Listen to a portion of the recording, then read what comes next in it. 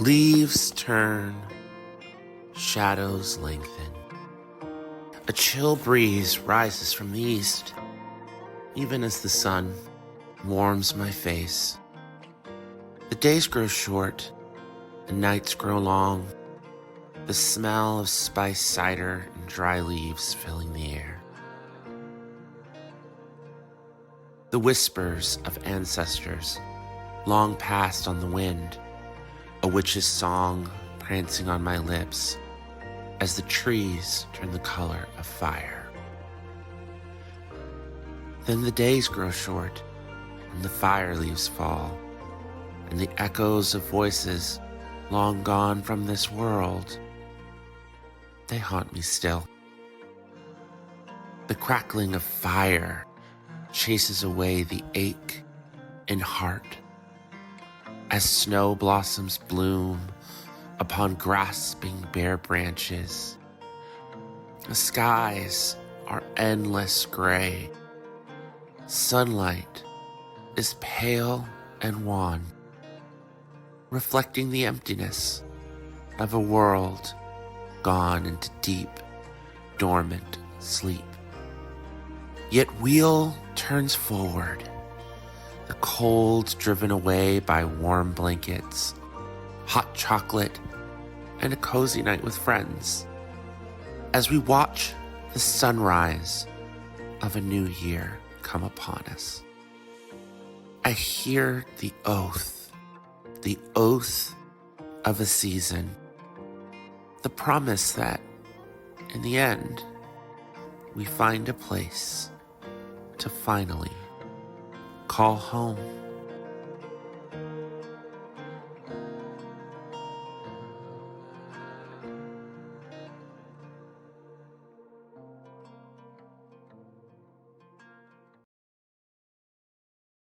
Hello, and welcome to the House of Dreams. Fantastical worlds, mythic beasts, and wondrous tales. Set your imagination free. We are a TTRPG actual play creative collective led by queer, BIPOC, and marginalized folks. I am Okami, and I will be your guide. Today, we present Chapter 4 of A Season's Oath, a Wanderhome actual play series of hope, exploration, and deep magic. A West Marches hexcrawl, an OSR inspired folklore punk journey with a rotating cast of travelers who weave in and out of the saga. All of them are seeking to understand a magic bestowed upon them by the venerable and forgotten gods of flame, form, dark, and wind. A journey that will take them to the many forgotten and sacred places all over Haeth. This series will showcase the full rules of Wanderhome by Possum Creek Games, including seasons, holidays, guest playbooks and natures, and Jade Dragon's Patreon homebrew magic rules. House of Dreams and Pocket Dragon Pub are teaming up this Pride season for a month-long charity play streaming event, which we're experiencing right now. We are raising funds for Rainbow Railroad, a Canadian-based nonprofit, lending aid to LGBTQ refugees all over the globe find safe places to relocate and live as their authentic selves. Every Sunday in this June, the house is streaming this fourth chapter, and the pub will be streaming LGBTQ themed one shots, including a special A Season's Oath interlude guided by myself. Right now, they are, due to some scheduling snafus, they are streaming right now. So if this isn't your cup of tea, perhaps gay romance in the Viking Age is. So right now, they're streaming Blood Feud. So if this isn't for you, I highly encourage you to head over there and check out some gay Vikings. Now, all of this is going to be leading to the final weekend of June, where our friends at Pantsless Tables is going to be doing their Pantsless Pride streaming celebration. They're going to be raising funds for PFLAG, another wonderful nonprofit that helps the parents of LGBTQ people support and stand up for their kids. To donate to Rainbow Railroad, you will see the Tiltify link in the chat, or you can use, hopefully, if it should be there, a QR code in the overlay. If there isn't, follow the link in the chat. Please donate if you can. We have some fun incentives to add color and wonder to our journey. For $5, you can give the travelers a token, which they may use or save. For $15, you can introduce a new Kith. A Kith name that has not yet been met by the travelers on their current journey is introduced into the scene, such as from the backstory of one of the travelers or from the current place they're exploring. If all the Kith have been met, then all of us as a group will look at the common animal folk of the place and we'll make and create a new Kith on the spot. For $25, we have two incentives. You can have the travelers discover a relic, which is a special kind of kith that is an inanimate object that confers the traveler who carries it with a supernatural trait, as if they were a kith. Each relic also has a unique bit of Haeth lore that comes with it. A roll in a special chart will determine what relic is found on the journey. Also, for $25, a traveler can gain the first level of a new path of magic, deepening their connection to the venerable and forgotten gods. We have a donation goal of $50. Every time we hit $50, we will awaken a folklore. The folklore of the current nature being directly interacted with is immediately brought into the current scene, or if we're already in the middle of something and interacting, immediately after. Now, let us introduce our cast of travelers. First, we'll start off with Paul. Tell Hey, us. everybody. Go ahead. How's it going? Paul, I'm Black, and I'm unapologetically back. I was not here last week. I had a wedding to go to, of all things. Very queer wedding, so it was a very good time. Congratulations. But what's up? Congratulations. Thanks. The best part was it was like many queer folk and then clearly straight like parents from a different generation. So it was a lot of that, and that was, fun to see, for lack of any better term. Just people trying to be like, I'm not exactly sure what to do here, versus people who are like, hey, how's it going? So good times there. So congratulations to the newlyweds that I just got to engage with. And congratulations, Meg and Hazel. But so I'm back now, and I am here to play Horus, who's our Firelight, and usually spends a lot of time doing things. If you watched our first episode, seems like was back in his hometown for a minute, and that was maybe not playing the best. So he was probably, if we want to figure out where he was last game, he's probably chilling at maybe the old church situation where he may or may not be his old stomping grounds, why he wasn't around. But you can find me here, and you can find me on APOC, and I will popcorn it over to Mark, because Mark said something. So he's now the target. I am the target. Hey, what's the word? Blurs and Nerds. It's a 41-year-old non-binary boy, Mark J, coming to you live from the nation's capital, where all things are wonderful and peachy. Today I'm playing Oken, the Ragamuffin. Just a little cat guy, a little kitten running around. I have big dreams and no brains. That's what I like to describe it. Also from Apocalyptic Unlimited, and happy to be here. I'm gonna throw it to Janie. Hi, I'm Janie. I'm playing Azalea. I am everywhere because I live in the internet. And I want to pop it over to Leona. That's me. Hello, I'm Leona. You can find me also all over the internet, the Leona Maple. Today I will be playing Geeta, our black cat dancer, who might still be very tired. Fabulous. I just would like to remind our audience members that Janie is reprising Azalea the Black Swan that they previously played in Chapter 3. So, time to ask some journeying questions.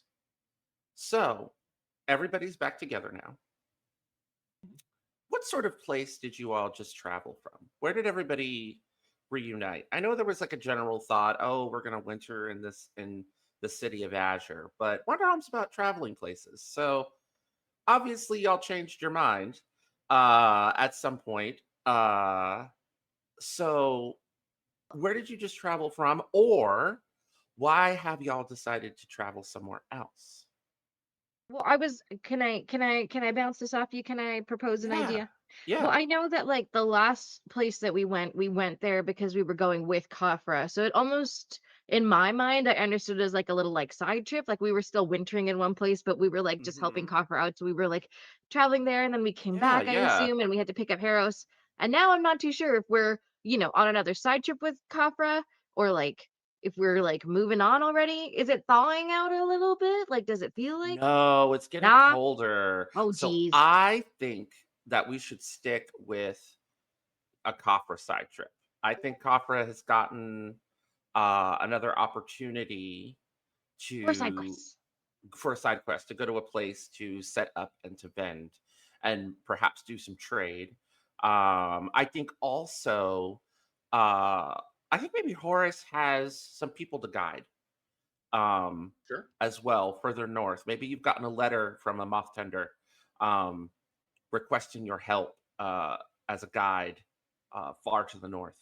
And Khafra just happens to need to travel in the same direction. Um, how does that sound for everybody? That works. Yeah. Okay. All right. Also, one last question, just because I'm very curious. How long has it been since our last trip? About a month. Okay. So we're into the next season. I missed that. I'm Um, sorry. How long has it been? About a month.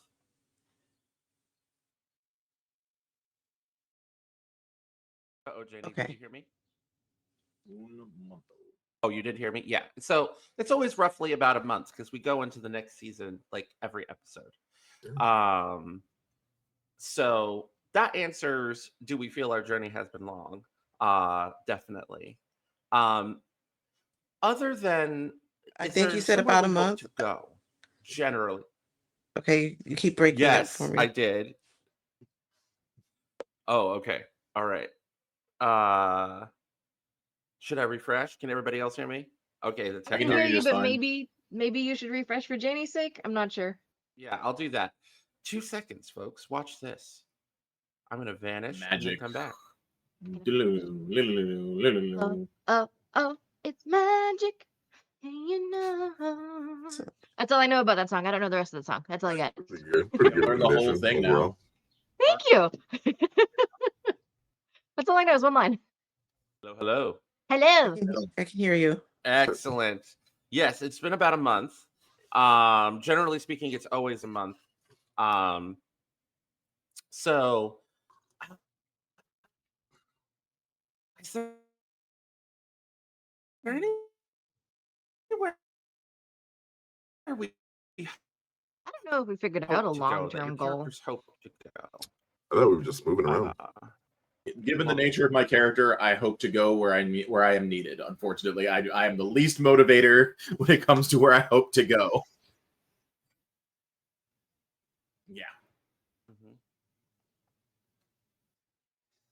Just moving it feels very around, cop outy, but yes, no, my character hopes to go where he is needed because he's needed to guide people. So his motivations are not. Oh, we're back. The tech goblins had to be defeated. I needed to reset. For some strange reason, my computer decided that it needed to do updates. Oh Why? no. So I'm going to describe the place that we are going to. Do not forget to open the Season's Oath journal, my travelers, so that you know where we're going. The Icehome Tundra. A vast tundra far into northern Haeth. Hardy Kith inhabit these frozen lands, raising Arctic beetles to pull their ice sledges and taming midges for delivering messages from community to community. They primarily ice fish for most of their sustenance and live a communal lifestyle in the lands of eternal chill. In addition to their ice sleds, they have longship canoes they use to navigate in the frigid Arctic seas to engage in hunting giant fish that feed entire communities. The natures of the Icehome Tundra. It is a glacier, a vast sheet of white cold that will eventually cover everything in sight. It is a lake, a vast body of water that spans an overwhelming distance. And is it a desert? It is a desert, specifically a tundra, an empty space without any of what you want or need. The aesthetics of this place are a bitter chill, the horizon line, a nearby vessel you weren't expecting to see, a wall of ice taller than the clouds, a harsh and biting wind, and, I believe for the first time on an aesthetic list, something else of your own invention.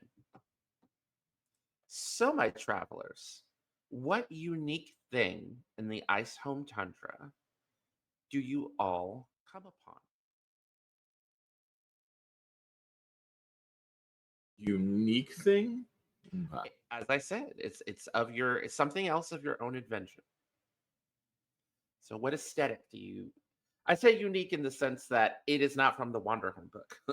It is something that you all Oh, okay. Okay. feel is appropriate.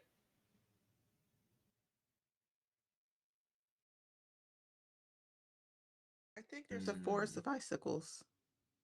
A forest of You icicles. read my mind. Yes. Icicles or bicycles? Icicles. Icicles. Thank you. Sorry. Forest of bicycles is just creepy. Like, oh, something bad happened here. Yeah, that was just like Let's see. That's not Wanderhome. That's Wander Horror. a forest of icicles. That is so interesting. I feel like it sings a little when the breeze blows through it. Yes, definitely. Is there a whole ecosystem here, or is it a forest? Is it appear to be that landscape of a forest of bicycles? Because that's I want to clarify that before I make a suggestion. I think there's an ecosystem in there, is in my opinion. It's not just like random icicles with nothing else. Yeah. Okay. That is so cool. Okay, a forest of icicles that sings when the breeze blows through it. Okay. Oh, and I forgot. I mention the harsh and biting wind, right? Surely did. Okay, just want to make sure. So these are the moves for the Icehome Tundra, which you are all welcome to use as well to kind of interact throughout the session. This place can always describe the emptiness of the world, show someone lost and wandering, tell someone the path will be longer and more treacherous than they thought, give them a token. Describe the beauty of water, wash something strange up on shore, bring someone somewhere completely unexpected and give them a token. Describe the lonely horizon, raise tensions caused by the biting cold. Ask, how can you stop the inevitable? Give them a token if they make peace with it. The folklores of this place are the ghost storm and the lost caravan, the salmon with the three wishes, and how the north wind god was born.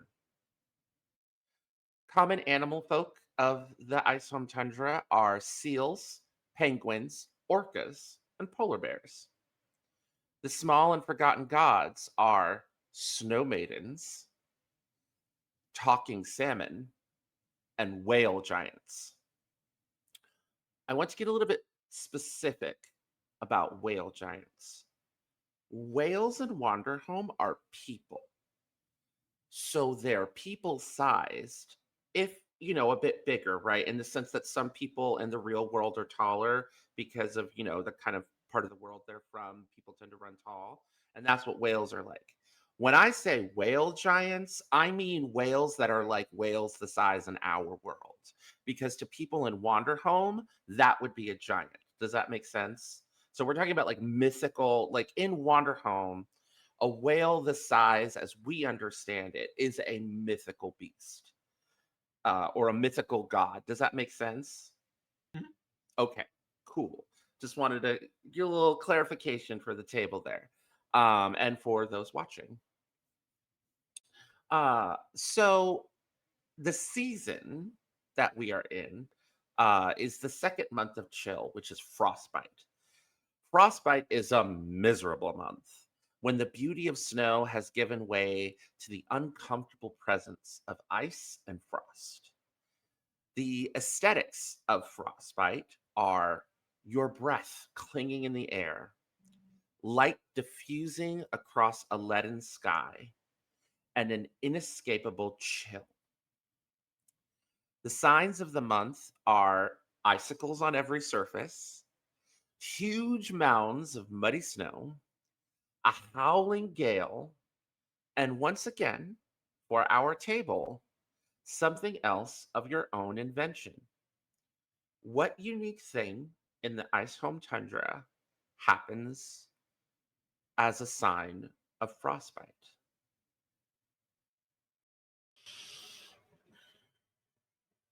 The whale migration. The whale migration? Whale migration. Are we talking about the whale people or are we talking about the giant whale gods? The giant whales. Okay. Because you're making them out of mythical creatures.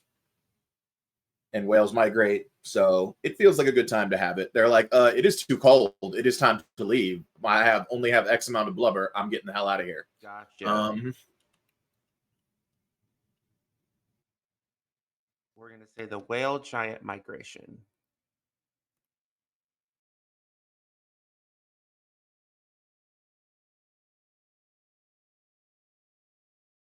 Okay. So, you are all on the deck of one of these Arctic longboats. The front of the boat, having the face of a wolf kind of carved into it. And this longboat is huge. It's not a small boat. Like, it's definitely made for like a band of anywhere between like 20 to 40 people. It's wide. Uh, you can smell the salt of the sea just sort of sloshing around. All of you are on the deck with Kafra and Sheer and various other kith from the caravan. One of the wagons is with you on the deck of the ship, kind of being roped down so that it stays steady. What is everyone wearing in addition to the warm winter coats that you were all gifted by Kafra, since it's so much colder up here?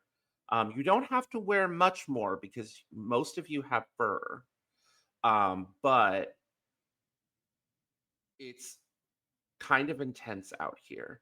So what do we see? Like what have you kind of wrapped yourselves in as you make your way to this community on shore, heading to the shore?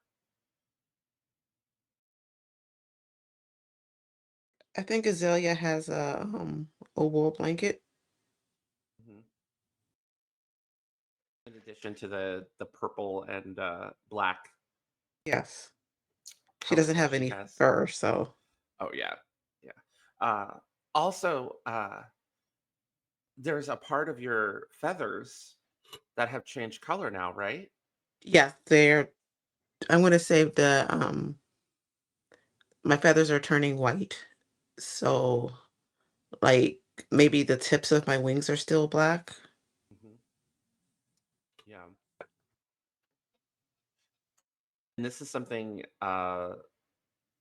that Geeta, you didn't notice until like after the dance. It probably took her a couple of days, honestly, because she was wiped afterwards. So Hmm. after she took a couple days to recover, she probably looked at Azalea and was like, "Oh, that's different. What happened there?" It's a little too much magic. Oh dear. You gonna be okay? Yeah, I'm fine. No, it's all Okay. fine. All right. Okay. What's Geeta wearing? Uh, I Uh, think I think she's got I think her fur has definitely gotten a little more denser. Almost looks like she's almost got like a scarf happening because of it. She's definitely wearing that warm coat. I think she has traded her silks for wools. mhm. I think they are still woven and patterned and very elegant, but very much thicker fabrics in general and since we know she didn't like the snow from last time, she's got little boots and mittens on too. Ooh, is it kind of like what people that live up in the mountains of the Andes wear? The kind of wool, the layered wool Yeah. skirts and tunics and things that have the Yeah. embroidery in it to Yeah. because you got to keep warmer. It's just so much colder. Absolutely. Sorry, Yep. that's what I was imagining in my head. I love it. I love it. That's great. I would say Horus has a pair of almost welding goggles because ice blindness is silly and you don't want to be able to not see. And I am a nocturnal creature. No. He probably has another pair for Oken because he assumes Oken doesn't know about that. But if Oken's wearing that, that's on Oken. But he has got eye protection is like the big differential change because he's like, nope, did this once, not doing this again. It sucks. Right. That's a lived experience. Like, nope, traveled this land in the cold before, never going to be ice blind again. Yeah, we're not doing this.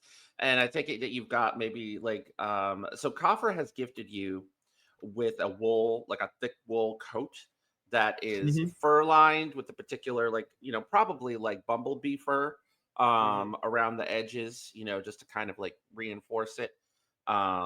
Is there any additional warmth other than the goggles and the coat that Kafra gave you that you've picked up that you're wearing? He probably actually took the time. Like, did she give? Is the coat a loaner or is the coat a gift? That's important. The coat's a gift. The coat is a gift. Then he actually has probably dismantled part of the coat and taken the lining and added the lining to because he wears like a long coat anyway, and then taken the extras and moved it into like a face mask that he can pull up, but he's not currently got it pulled up. Oh yeah, like cowl. And a cowl, like the cowl also along the back of his neck because that'll get sunburned and real easily out here, even through fur. So that type of thing. He's clear. It's clear that he's traveled through this area before and but doesn't speak on it. But it's like his biggest concern is like, nope, I have goggles. I'm not going blind again. That sucked. Right. Yes. Oken, how about you?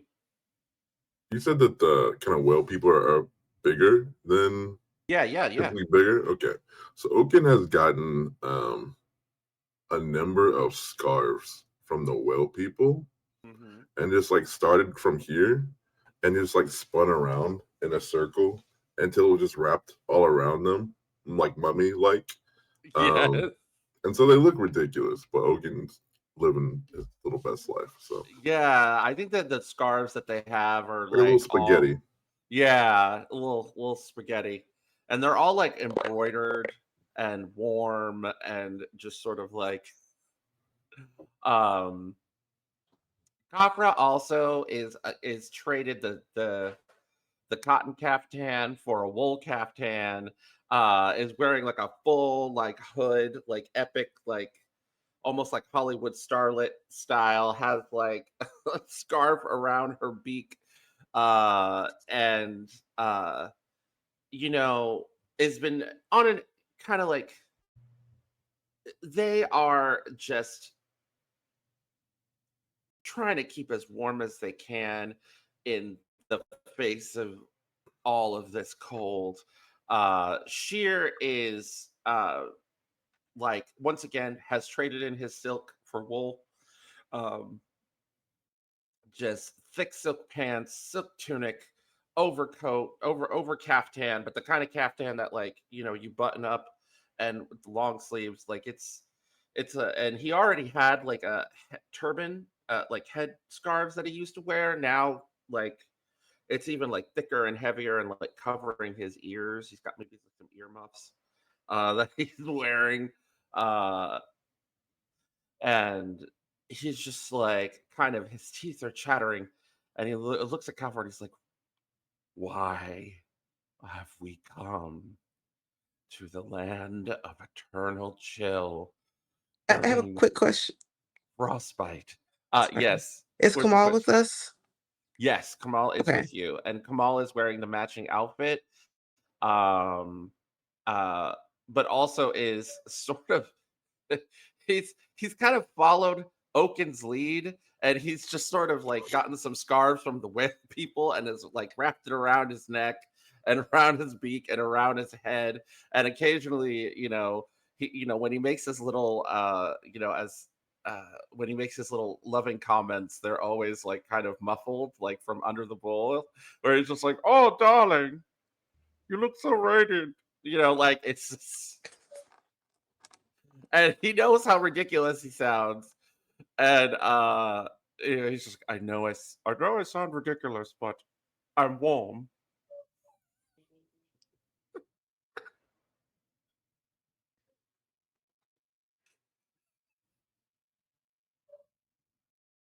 Are y'all okay?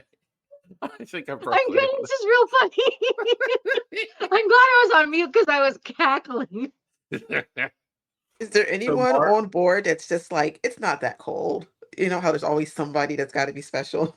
The person, there is, yes, uh, Oki. So Oki is the one who's maneuvering the boat, and Oki is an orca, pronouns he, him. He's an ice fisher. He's about like 6 feet tall, and just wide, like almost half as wide, big burly muscles, and is wearing nothing but fishing pants. And has like tattoos all over his body and muscles. He kind of looks like if like Jason Momoa was kind of like if Jason Momoa was an orca and like is sort of, but like shorter. um and he's always like, it's not that cold, as he's just sort of maneuvering the boat around. And he's like, I'm just so excited that you people are here, and brought some items to trade. We haven't had fresh fruit up here in a few months. It's going to be fantastic. Nothing goes better with fish than fresh citrus, let me tell you.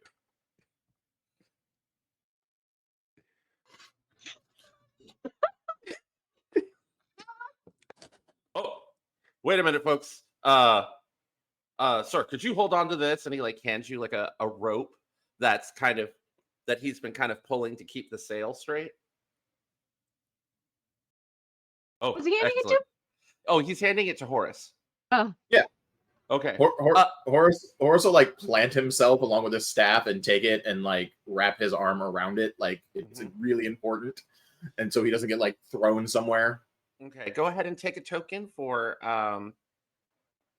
helping someone without expecting anything in return.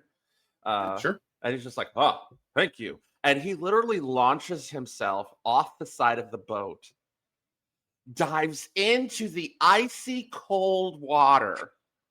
Mhm. And after about less than a minute, maybe about 30 seconds, boom, splashing out of the water comes a big like fish that's maybe about like, gosh, I can't get it to like be in the camera. So like a good like 2 foot long fish just launches it in the air and just boom hits, and it's like flapping on the deck. And he just sort of pulls himself up from the side, just dripping water like over his abs and his big pectorals. And he's like, oh, oh, oh. He shakes it and it all just kind of sprays off of him. And he's like, oh, sorry about that. Towels. And this little seal comes over, like, oh, sorry about that. And like they just immediately like start wiping you down and like drawing everyone else, but not him. what kind of creature is Jason Momoa again? An orca. Oh, he is an orca. Okay. He's an orca. And he goes over and he's all like, I got dinner. This is going to go great with those lemons and peaches that you brought. Mix? Yes, mix Kafra. And he's just holding this thing up, and he just like hangs it up on like a line that's kind of been set up where some other fish have been hanging. And he's like, thank you so much. Let me get that rope from you. All right. From what I can see, we're gonna be reaching the ice shelf in about 10 minutes. So everybody get all your stuff, all your packing ready to do, and then we'll get you to the shore and inside, one of the nice warm ice houses, get you some hot chocolate. How does that sound? Sure. please. Yeah. And he just starts maneuvering you guys to the ice shelf. Is there anything that the four of you want to discuss before you arrive to the ice shelf amongst one another? Or are you guys ready to meet the people?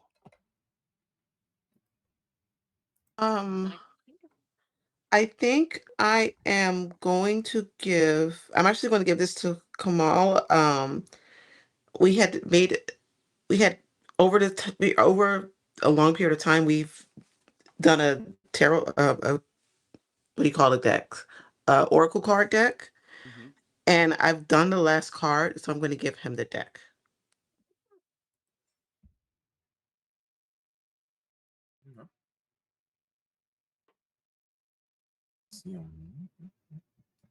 Oh no, hold on a moment. I gotta refresh Okay. because I just missed that.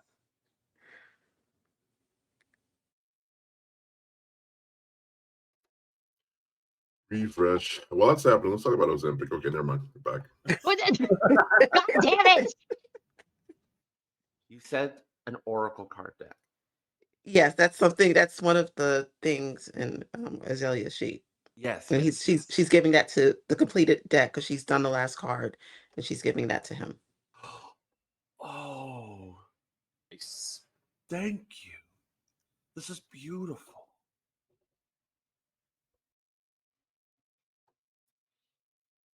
Yeah, we've worked on it for a long time. We have.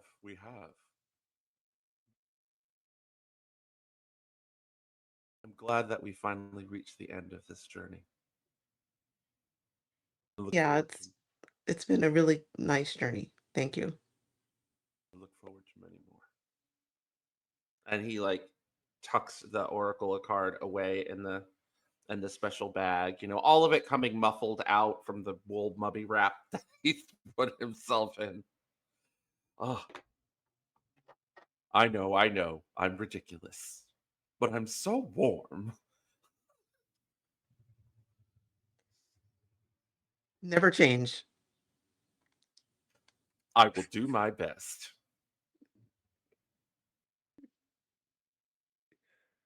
And he That's like all I wanted to do. and he like waggles his head a little bit, like adding to like the kind of ridiculousness of being wrapped in the wool. Oh no! It comes a little bit loose, and he's like adjusts it. Oh. When we all gather together, Mhm. I think Horus is very much like we should make sure that we don't get too far separated. Distance can be weird in a place like this. You cannot realize how far away you are from other people till it's too late. And, well, it's snow and ice, and if you fall down somewhere, people might not be able to find you, even me.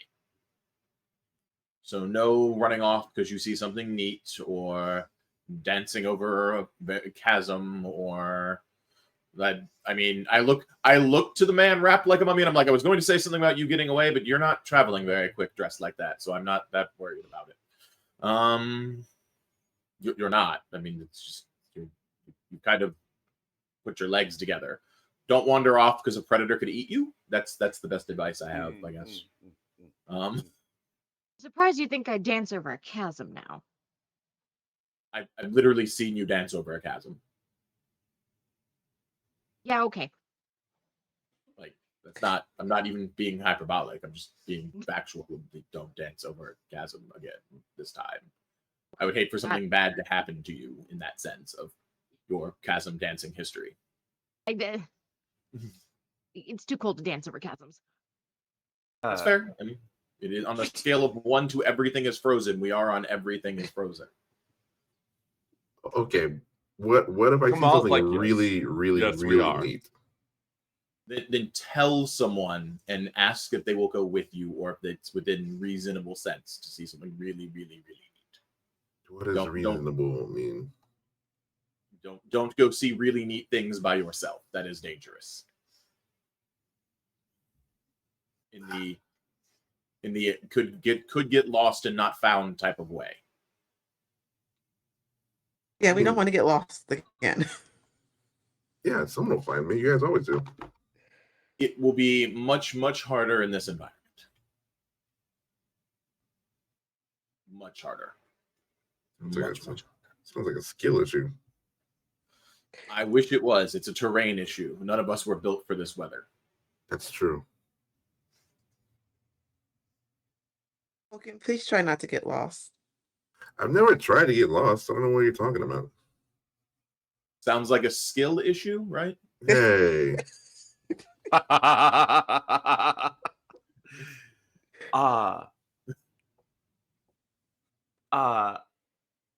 think Geeta will just because we talked about whales and now the song "Whale of a Tale" is stuck in my head, but I think she will because it's such a ridiculous song. She'll start like singing and doing like just a little like on the spot jig to it for Oken's entertainment, so that Oken doesn't go anywhere.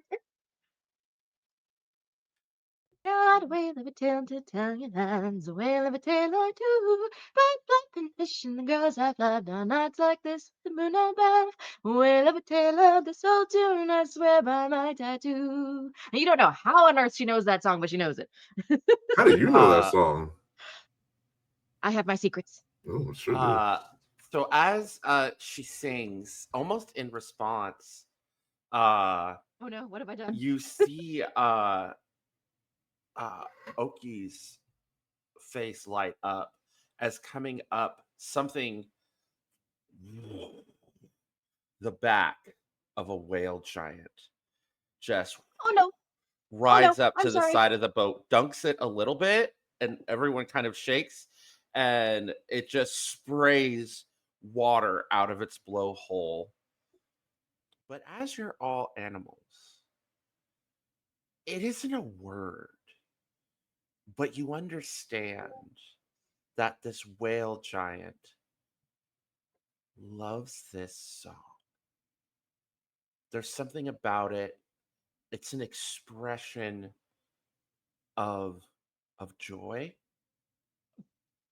and a sign of almost like as the water spray hits you all from the blowhole, it's like you're being blessed. And then it dives back down into the water again. Ho, ho, ho, Sorry. She hands out more towels. ho. Oh, that was incredible. The Giants really liked that one. Yeah, I know they were. I know everyone said the Giants. Wow, that's huge. Like you just see her like trying super hard to be like not loud about like Oh, holy shit. oh yes, they are incredible. Like, don't get me wrong, my cousins, the humpback whale folk, are very big, but the whale giants, yeah, they are. And we're very lucky. They're in migration right now. They usually don't stay for frostbite. They're usually on their way out. But it heard your singing, and Well, I'm just glad he liked it because if he didn't, I would have felt very bad. oh, here we go. Everybody hold on to your butts. And eventually like he goes over and it's a little bit of a crash. Like a deliberate crash is like the boat just kind of butts up against the ice shelf and you see people like throw out like chains with these really cool like metal pigeons and like tunk, tunk, tunk, tunk, tunk, and like kind of essentially like hook the longboat to the side of the ice shelf. And they put out different platforms so you guys can like roll out the caravan onto the shore. Nice. Before you is a big like community. It's kind of like a mixture of like ice houses and long houses like that you would see like in Norway or in Iceland. Um, a mixture of just kind of like stone and there's no fires like out in the open. But you do see like smokestacks coming out of the longhouses and out of some of the ice houses that have been kind of packed and built. It's kind of sort of like a fusion, like it's like a little bit Inuit, a little bit Norse, the way it's all kind of set up, as if like everyone in the northern hemisphere just kind of like met up and constructed a community together, and it's kind of what it looks like in this part of Haeth. And kind of billowing about in this community, like I said, you see seal folk, penguins, you see orcas like Oki, and polar bears, just sort of wandering around, going about their business. Uh, um, a bunch of fish are brought up from the boat. Everyone is like super excited. You guys end up getting swarmed by a whole bunch of locals that are like, "Hi, welcome, hello, hi," and like they hand you guys like fish, like fresh fish to like, like fillet fish and like a like little uh wrapped in like almost like a paper, like for you guys to like kind of munch on and enjoy while you're there. You can see like like what looks to be like almost like a little fleet on the very edge of the community of um sleds, like giant sleds that are uh and corrals that are filled with beetles, like big Arctic beetles, that are all various different colors, like whites and blues and things that sort of like blend with the landscape. And I'm going to just describe the lonely horizon. It is just as far as the eye can see beyond this community, just endless white and an endless horizon. And nearby there's just like the forest of icicles that you can see and the giant ice wall, and it's like this community is sort of in the shadow of this massive glacier. um as you guys find yourselves in the ice home proper, the very community that the ice home tundra is named after. Well, everyone, Oki says, get yourselves settled, get warm. I will let the elder of the village know that you're here, and we'll get you a nice warm place to have some hot chocolate. All right. And Coffer's like, yes. Do you know where I can set up my um my wagon? He's like, oh yes. Follow me. Hey boys, take care of the rest of the fish. I'm gonna get the catch. I'm gonna get these people set up, and they're like, okay, and they all wave. He's got like a crew of like seals, that all of seal folk that were all kind of manning the ship, and they're all pretty happy to like take on the show as he leads you into like the heart of this community. So, do you folks have any questions? How have things been here recently when it comes to some matters, mostly matters of passing? Well, there hasn't been any shortage of snow maidens, if that's what you're asking. That's good. I, they've they're around. We try to warn people, especially the children of the village, not to listen to them, not to be lured out by them. But unfortunately, every single time we have a storm come through, some fool goes out there and falls prey to their temptations. So uh, we're just hoping that you might be able to guide some people to some of the various different communities around here, and that they won't fall prey to them. We had heard And that you are very good with dealing with the spirits of the dead, and as the snow maidens are supposed to be ghosts, um, or at least a type of ghost, you might be able to help us out with that little issue. he'll also pull out the letter he got and be like, do you know where I can find who wrote this? Because I assume Yes. it's probably not signed. Yeah, no, that's the elder. That's the elder. Okay. And eventually you guys get taken to this really cool kind of like ice house / kind of yurt that has all of these sort of like ritualistic looking um totems, symbols, on the outside of it. And there's like a hide, some kind of like insect hide door. Um, and coming out of it emerges a woman who is a seal. She has like a thick wool coat on that has all of these like beautiful, colorful embroidery on it. She's got long dreads that have different kinds of like shells and polished stones that have been woven into her dreads. She's like a deep, like dark, like a harbor seal.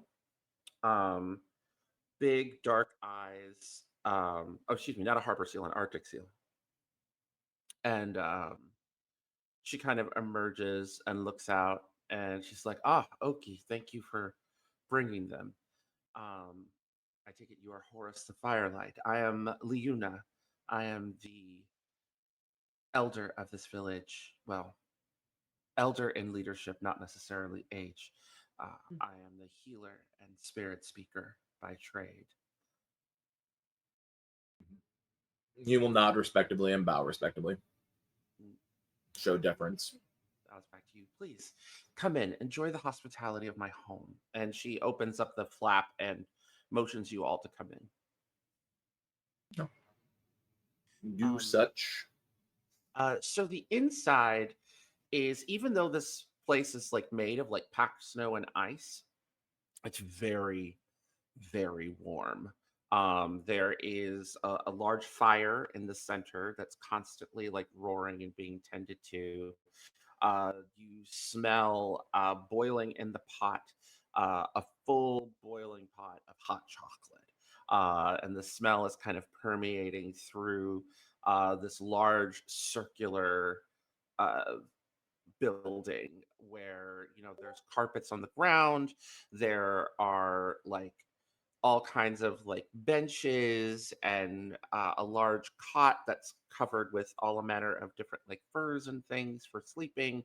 There is like a rack for um you know cleaning fish, and there's just like all kinds of things set up here in addition to these beautiful like hand woven like wool tapestries that are kind of being hung around, like not on the ice but like just maybe like a little bit away from the ice, that all have all of these kind of like uh, these tapestries are all depicting like the riding of whale giants, the hunting of giant fish, the coming together of the seal people and the orca people and negotiating peace. Like it's essentially, it's like illustrating the history of the Icehome tundra all around you, and you see she has a massive, massive loom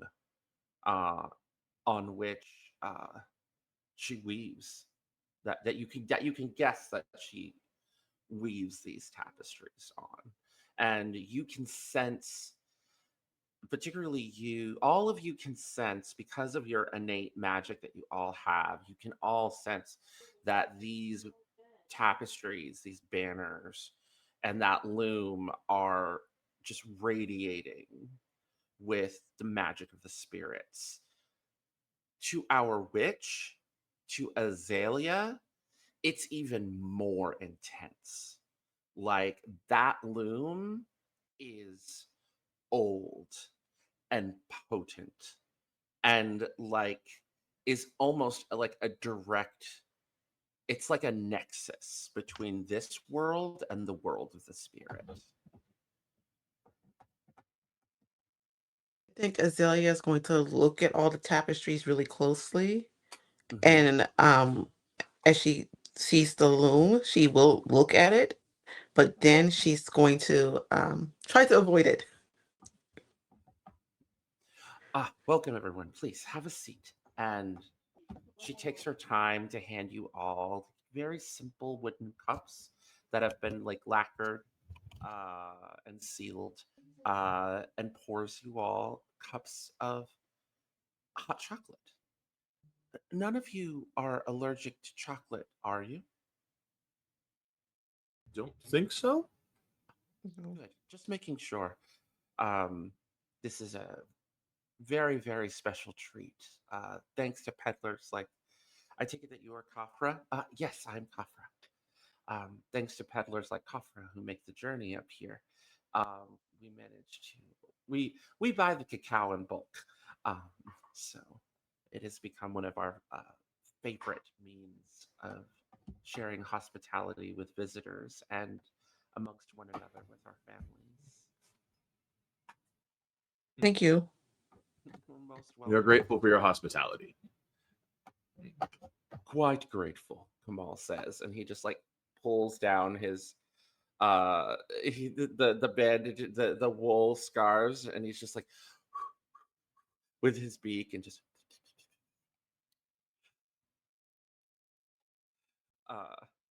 as he takes the seat.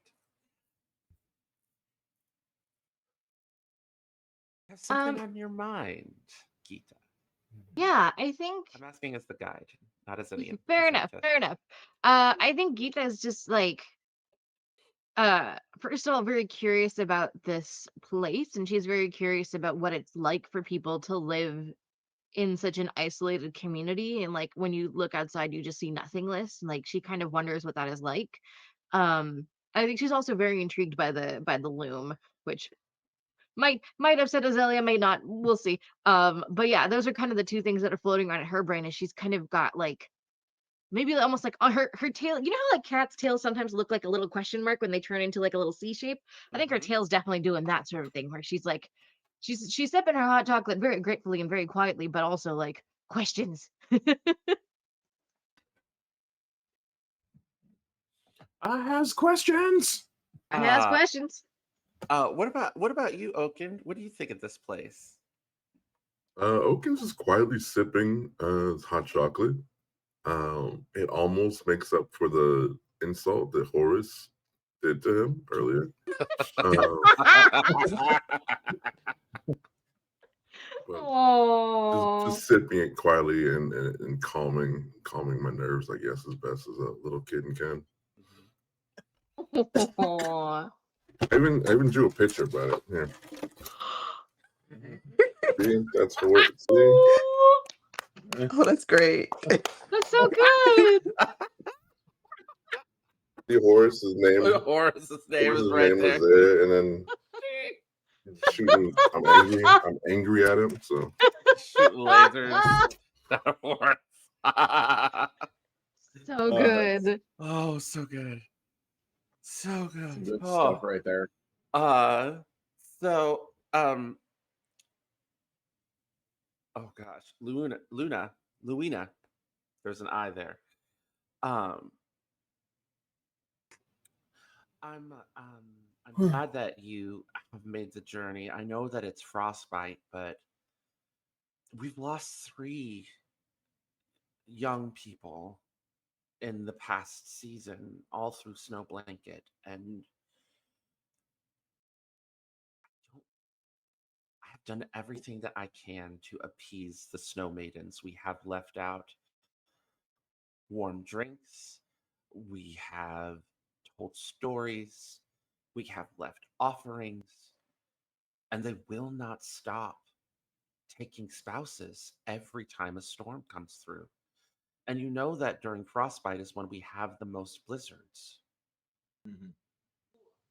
It has Are been they lonely? specifically young spouses.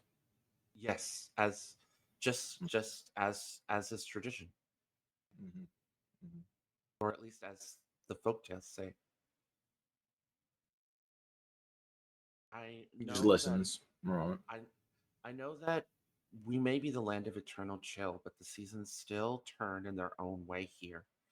And I know that once the new year turns, they will subside. But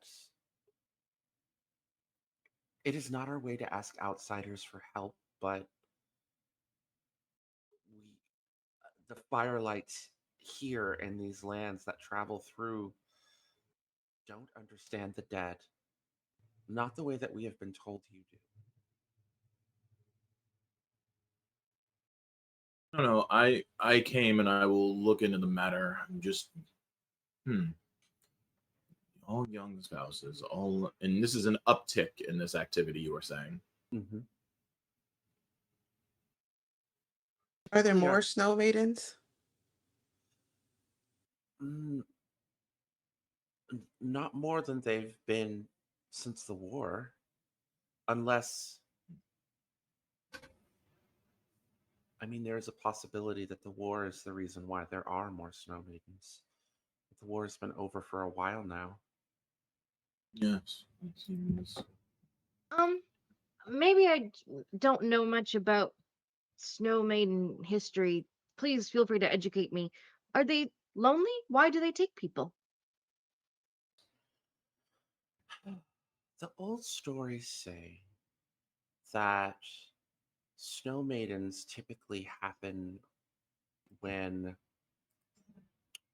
someone dies of exposure uh, before they are able to marry. And or other stories say that they are born from a sense of longing and loneliness, and they take the form of a beautiful youth, usually manifested in whatever the whatever their victim desires. In the older tales, the tales told by those under the banner of the mountain, it's typically a young woman or a feminine form that they take. Um, but the older stories say it doesn't matter. They can take the form of a young man, and they're usually whatever kind of animal folk that their victims are most attracted to. Um, they have white fur, beautiful dark eyes, and are captivating. And occasionally they can take on a form of helplessness. And once they are embraced, they take all of the warmth from you.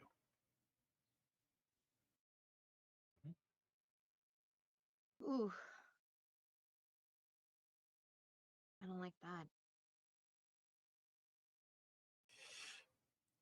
I mean, Nature, uh, nature isn't always good or kind. Sometimes it is what it is. And there are traditions for, as I said, offerings of warm drinks and food on the doorsteps. Um, being smart enough not to take in random strangers that you find out in the tundra while you are alone, especially during our blizzards. It's not that we are not a people of hospitality, it's that snow maidens tend to exploit that culture.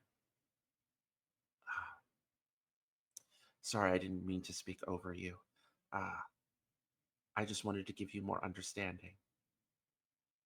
no, I'm glad you did. And Geeta kind of like scratches the back of her head, and she's not quite sure what to make of it all. Would the essence of warmth and hospitality head them off, or would that just give them more to come after? I think that that would help. I can Is help with that. really? Yes, I've worked out a magic where I can basically take the essence of memories or feelings and put them into a tincture. Hmm. I Do might you- be able to help too, actually. Um, and she reaches into her bag and she pulls out a ripe peach. mhm. And she goes, maybe if I offer them this, it might help. It's enough to warm the body on a cold night, smooth the restless heart of nervous souls, ease aching joints. That is a strange magic that I have never seen before. Yeah, it's kind of new to me too, honestly. Can I see that peach for a moment? Yeah, of course. And she passes it over. It radiates with magic when you touch it. And you can sense that there's a spirit sleeping inside of the seed in the heart of it. I just kind of smile at it. And where'd you get this from, Geeta? From my bag? I don't know. Every time I reach in, if I want a peach, it's there. I like It, peaches. there's a spirit in here. What? I don't know Wait, when that happened. may I? Yes, of course. Leona reaches out her hand. Do you hand it to Leona? Yeah. Why, yes, there is. It's sleeping. I can hear it. This is a very special peach. Did you know that if you plant the seed, the peach tree from it will have a small god living within it? I didn't, but would that be helpful? I don't know if it will be helpful in this specific circumstance considering how cold it is here, but I hope that myself and my sincerest apologies, wise one. What is your name? And she looks at you, Azalea.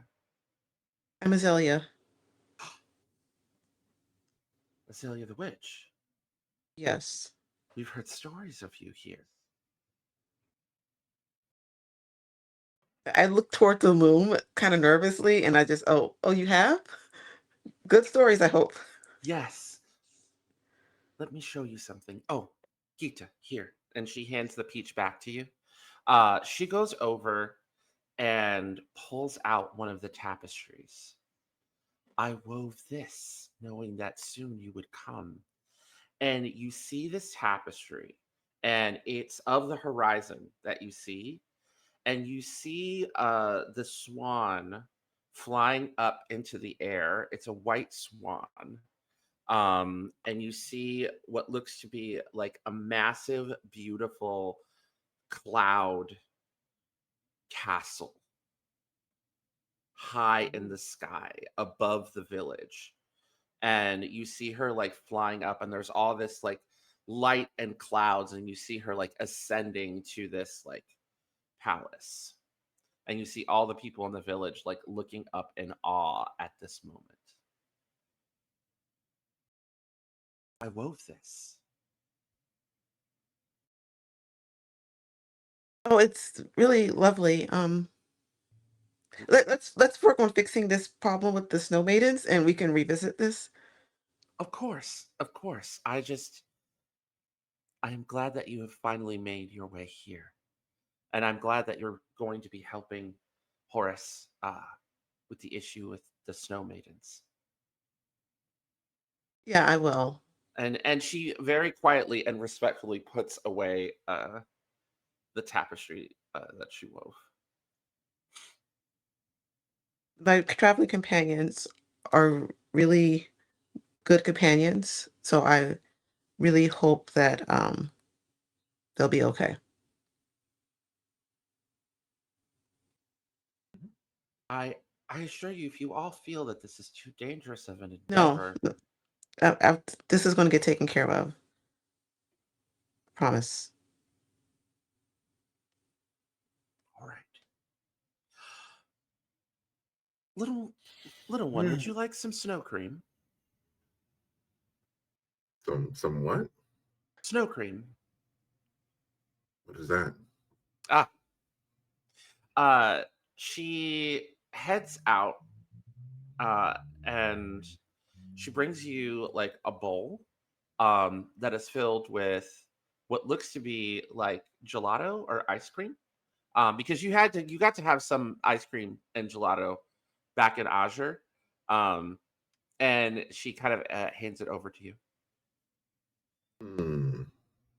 So what we do is we take the ice from the snow and some fresh milk and a bit of sugar and some flavoring, and we make this cream dish out of it.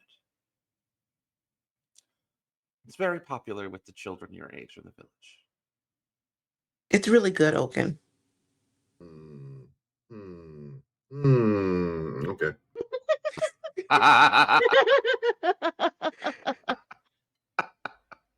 And it's good. It's like an ice cream, like frozen treat, like kind of like a cross between ice cream and a piragua, if you've ever had piragua before. Uh, like a snow cone, I guess I should say. Piragua is what we call it in Puerto Rico. But Will this help me beat the snow maiden? well, you didn't ask for that. And you see her put like a pinch of cinnamon in it. Now will help you beat the snow maidens. Nice. Nom, nom, nom, nom, nom. And as you eat it, you kind of feel like a little, like a little oomph, as you eat it. And go ahead and uh, yeah, go ahead and take a token as there's some sort of odd magic that she performed when you asked for help. Um, that just kind of gave you some oomph while you were eating the cream. Hey, Geeta, do you have a second? Can I talk to you just for a moment? Yes, of course. Okay. What I will say is in that moment, y- you, the spirit speaker, will get you guys accommodations. They'll get you like one of your own ice house for guests and the guest ice house. And the two of you have a chance to chat while the rest of you are getting unpacked and prepared. And Kafra's setting up her wagon next to the guest house that you're all staying in. What do the two of you talk about? I just want to give Geeta a gift. Oh, Well, I'm going to actually show her how to use it. I'm going to show her how to make tea with my tea set. well, funny that you mentioned that. I don't know if you happen to know, Janie, but I have water 1. So that's very good. Go ahead. Go ahead. Yeah, I'll show you how I like blend the different tea and how I take the set apart to, like make the tea. And I'm just showing you all the details of how this works. Oh, she's elated. She's having so much fun with it. And she's like, I've definitely, people have told me that I make really good tea, but now I can make even better tea. Thank you so much. You're welcome. I hope you enjoy the set. Thank you. Are you sure? Isn't this your Yeah, tea set though? I'm sure you take it. Okay, You make lots and lots of cups of good tea. I'll do it. Thank you. And she will take it. uh as you're kind of like getting to know the set, like in your excitement, Kamal kind of takes you aside, and he's gotten a little, he's easing up on the ridiculousness, right? Because you're not out on the water anymore. He's kind of like moved the scarf like back down around, his neck, and he's like, my love, you love that tea set.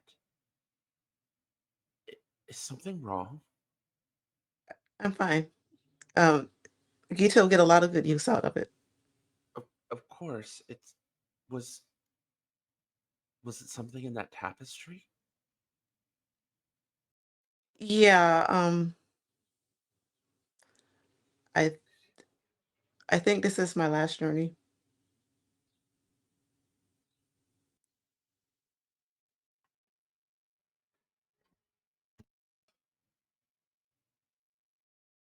I had hoped my cards were wrong.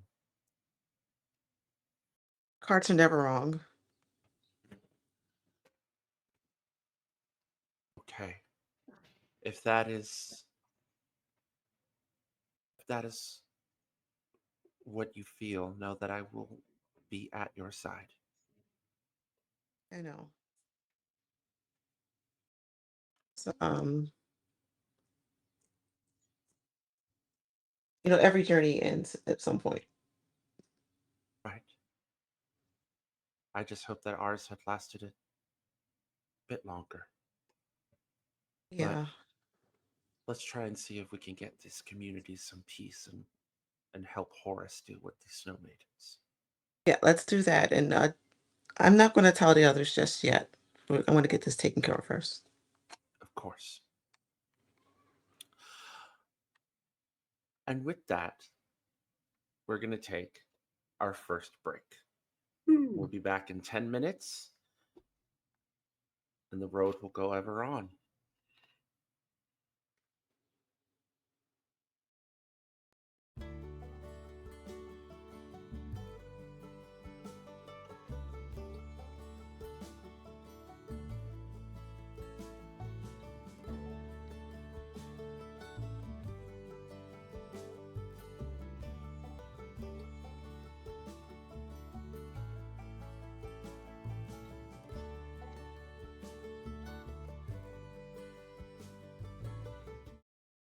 Okay.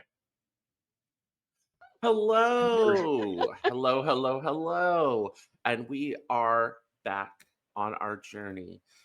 We are going to open up in the hospitality house. So you've been given your own personal kind of group uh ice home, for lack of a better term. Well, just like I said, rugs, there's beds with furs, there is the fireplace in the middle, which they start up for you, um a little kitchenette area, and it's just for all of you to kind of set up and get comfortable. Kafra and Sheer have already, and some of the other caravan people have already kind of brought in some of their stuff. They've brought some extra blankets and things for everybody and some shelving, so people can, like, kind of pop up shelving, extra pop up shelving, so people can store their things. Um, but now, they're outside now getting the caravan and kind of awning set up, and it's just the two of you.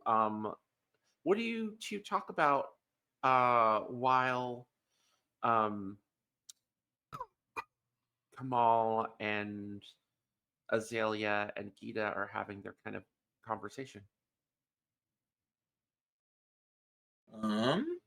I think unless Oken is very grumbly, still being super grumbly, uh he kind of goes over like safety tips and other things with Oken for this environment, because this feels like the harshest environment they've kind of traveled together in. Mm-hmm.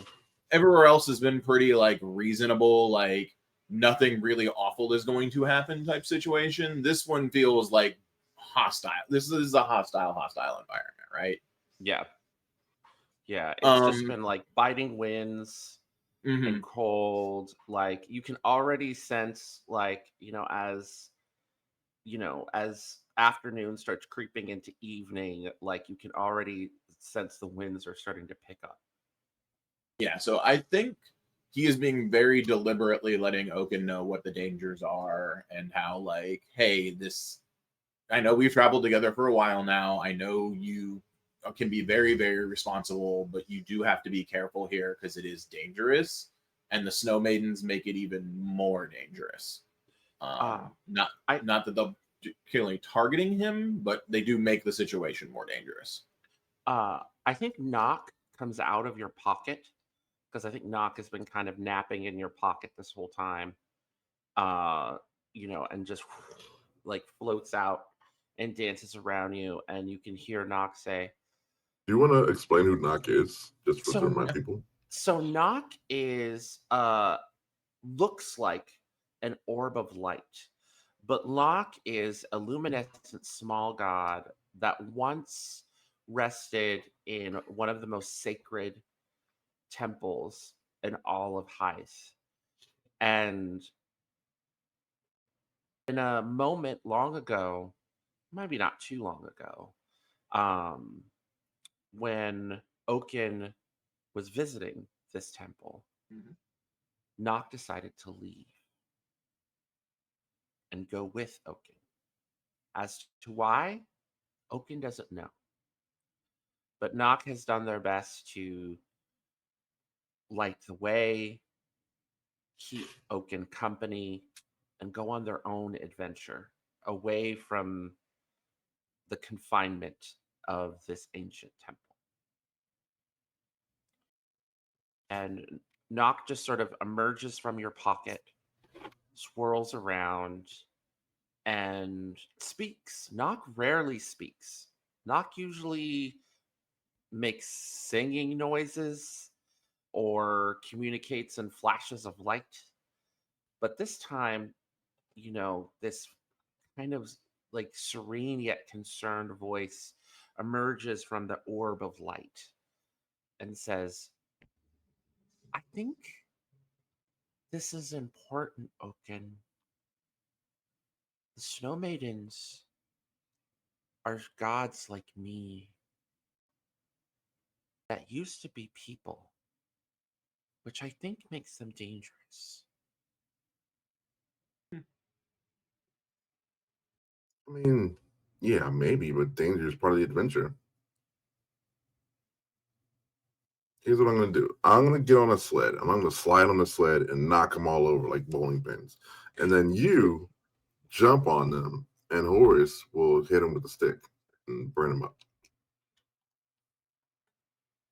I I think they need appreciate help. Pretty cool. I appreciate your enthusiasm, but I don't think that actually helps them move on. But I do like that you have a plan. Yeah, he's got to Plans find a are sled important. now. I saw lots of sleds out in the edge, but I'm assuming we're going to be riding in one soon later. More than likely. So you want to help them move on? Yes. One of the things about snow maidens is they're here not necessarily because they want to be isn't necessarily the best term, but it's definitely one of the more interesting factors, and helping them move past here would be more than likely useful for the locals. I don't know Yeah, if I'm going to be able to help them. Yes, little one? I turn I toward was the ball of light. I was just going to say, like I said before, they're not like me. Um, they were people, and you people have such, if I can be very honest, people have really dark emotions. And when people become small gods, sometimes, I don't know, they're out of balance. But that's just how I feel about it. So they're sad. Very.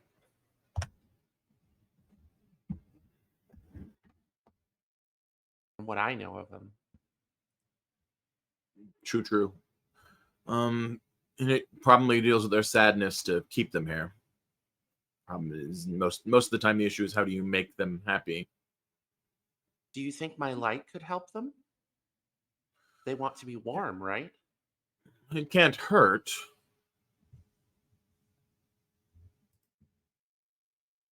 It can't hurt. We have many things that seem like they're going to be helpful, but none that I can look at it and go, this is a solution. And that is, I don't want to say an issue. That's not the correct way to say it. It is, we have lots of paths, but don't know the journey. I guess we just have to be brave. Yes. Brave and intelligent. No foolishness, unfortunately. I feel Uh, like that was a very targeted thing to say.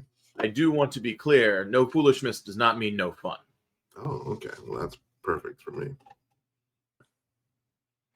uh, your firelight kind of illuminates with its eerie ghost fire within the lantern at that. No foolishness doesn't mean no fun. It just kind of flares and illuminates in approval.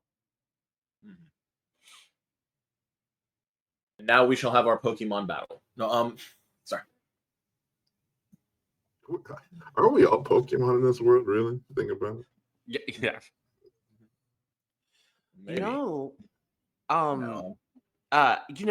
In sort of response, but not response to the breaking of the fourth wall with the Pokemon battle, Nox says, I could be your Firelight. He could teach you. I mean, you're gonna grow up someday. Oh, my Firelight? Yes. I gotta carry a stick around everywhere. Oh, you don't have to. I choose to. That's mostly because my back is starting to go, and I really, really don't like that. Oh, yeah, you're really old. Ancient, even. What are you, like 25? Reverse that. 52? 52. Around that, yeah. Mm-hmm. Oh, really, really old. Mm-hmm. Huh. It's okay. I've been around for centuries. Mm-hmm. Then why are you so small? Because I left the temple. Oh, cool. I don't have prayers coming in every day like I used to. Yeah, I've been slacking off. That's for sure. You have to get into that appropriate habit of praying. I mean, God's doing that. yes, I would like that. Please give me offerings. That would be great. Like he just sort of just like vibrates,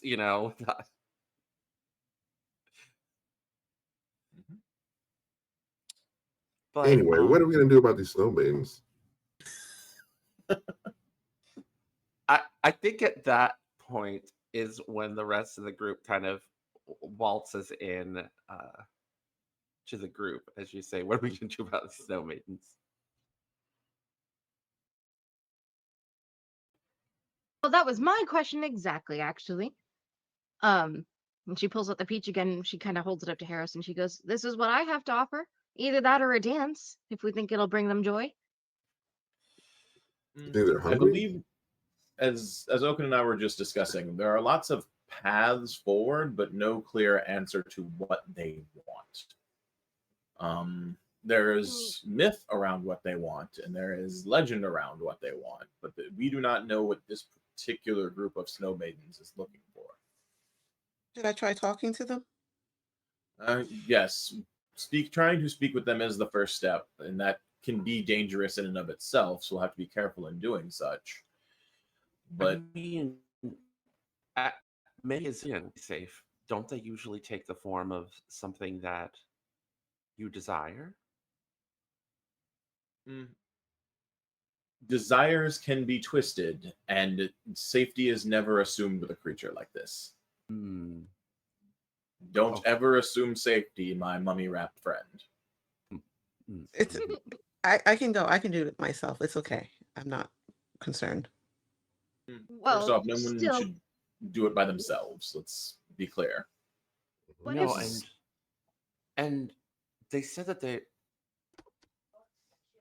we're Huh? assuming there's just one. Correct. I am not. I'm assuming there are more than one. Okay. Let me make my hearth tincture so that we have that in case that helps. Good call. And then what if I could try to find some rope, and then we can tie Azalea to Kamal, and then Kamal to me, and like it can be like a chain, and that way we're all together, so that like nobody can get pulled away, because you have people on either side. That's definitely good for the environment in general. Not getting separated in a snowstorm. Safety in numbers. Can you want some candy? No, I'm actually full on sugars today. Okay. Well, here, just hold on to this, and she's going to give you a bag of candy. What part of no is not understood here? Okay, sorry. I'll take it back. I'll put it aside. Oh, wait. I'm going to give the candy as an offering to Knock. Here, Knock. Offering. That's Not Azalea's. That's one of her items, her bag of candy and little things. Knock like goes over and just like absorbs the bag of candy and just kind of vibrates and turns pink and then blue and then yellow and then is like and then just sort of retreats into your pocket to pass out Did from you magical did you candy give the shock. little god sugar sickness? Well, it wasn't And like just candy. you just it's like a rainbow glowing coming from the pocket, like, and all of a sudden you hear in your head, I can't take all of this. Some of this will be for you. As you like feel like the weight of the bag like appear, like you feel it in your pocket, and he just kind of snuggles up next to the bag. But the color, like your pocket is still glowing, like with like several colors. I was unaware they could get sugar sickness. That's new. That there was the candy was Kamal's just like I think it was magic candy. That might be why they have sugar sickness. there was more than just candy in there. Kamal Yeah. just looks absolutely like aghast. like, take a token, by the way, Mark, for leaving an offering to one of the smaller forgotten gods. Even if it was a little bit much for that god to take. Well, I mean, not did said that they wanted offerings. They did. They did. They You just got what you wish. Now do you they wish got- what you got? Yeah, right. You got what you wish. Now you wish what you Yeah. got. I will say for the future reference, there will be more stuff in the bag because Nock just got literal like magical sugar shock. So there's still a few pieces of candy and various different like trinkets and things that whatever you want to improvise in the future, Mark, will be in the bag. Cool. So you'll have more offerings later to give to Nock or any other small gods that you wish from that bag.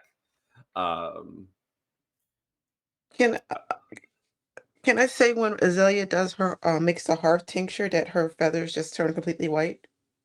yeah, so describe what happens as you're making the tincture. What does that look like as you're all getting ready to bundle up for your trip to deal with the snow maidens? Azalea takes a minute just to kind of go off, not by herself, but like off to the side, and Mhm, you see this warm glow, like a bonfire almost, or a fireplace, mhm, and you watch um the last bit of color from her feathers and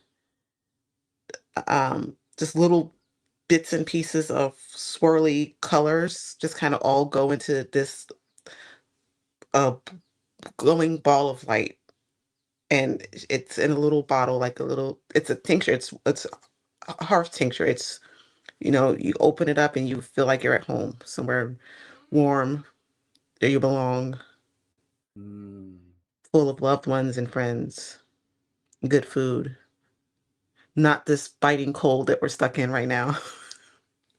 right. But when she's done, she is completely white. Hey, Azalea, Hey. I think you should have this peach before we go.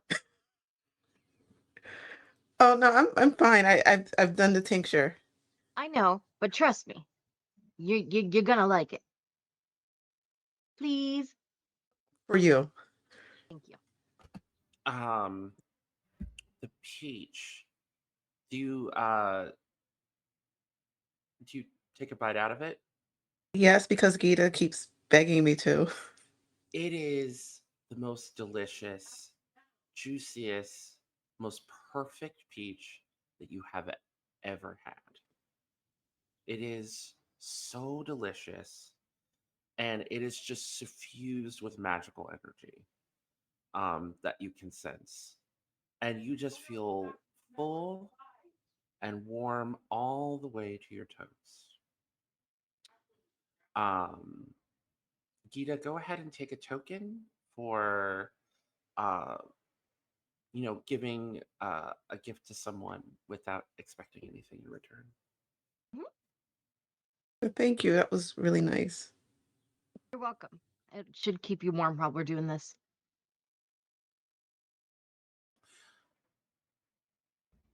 I'm going to do a little bit of a smash cut.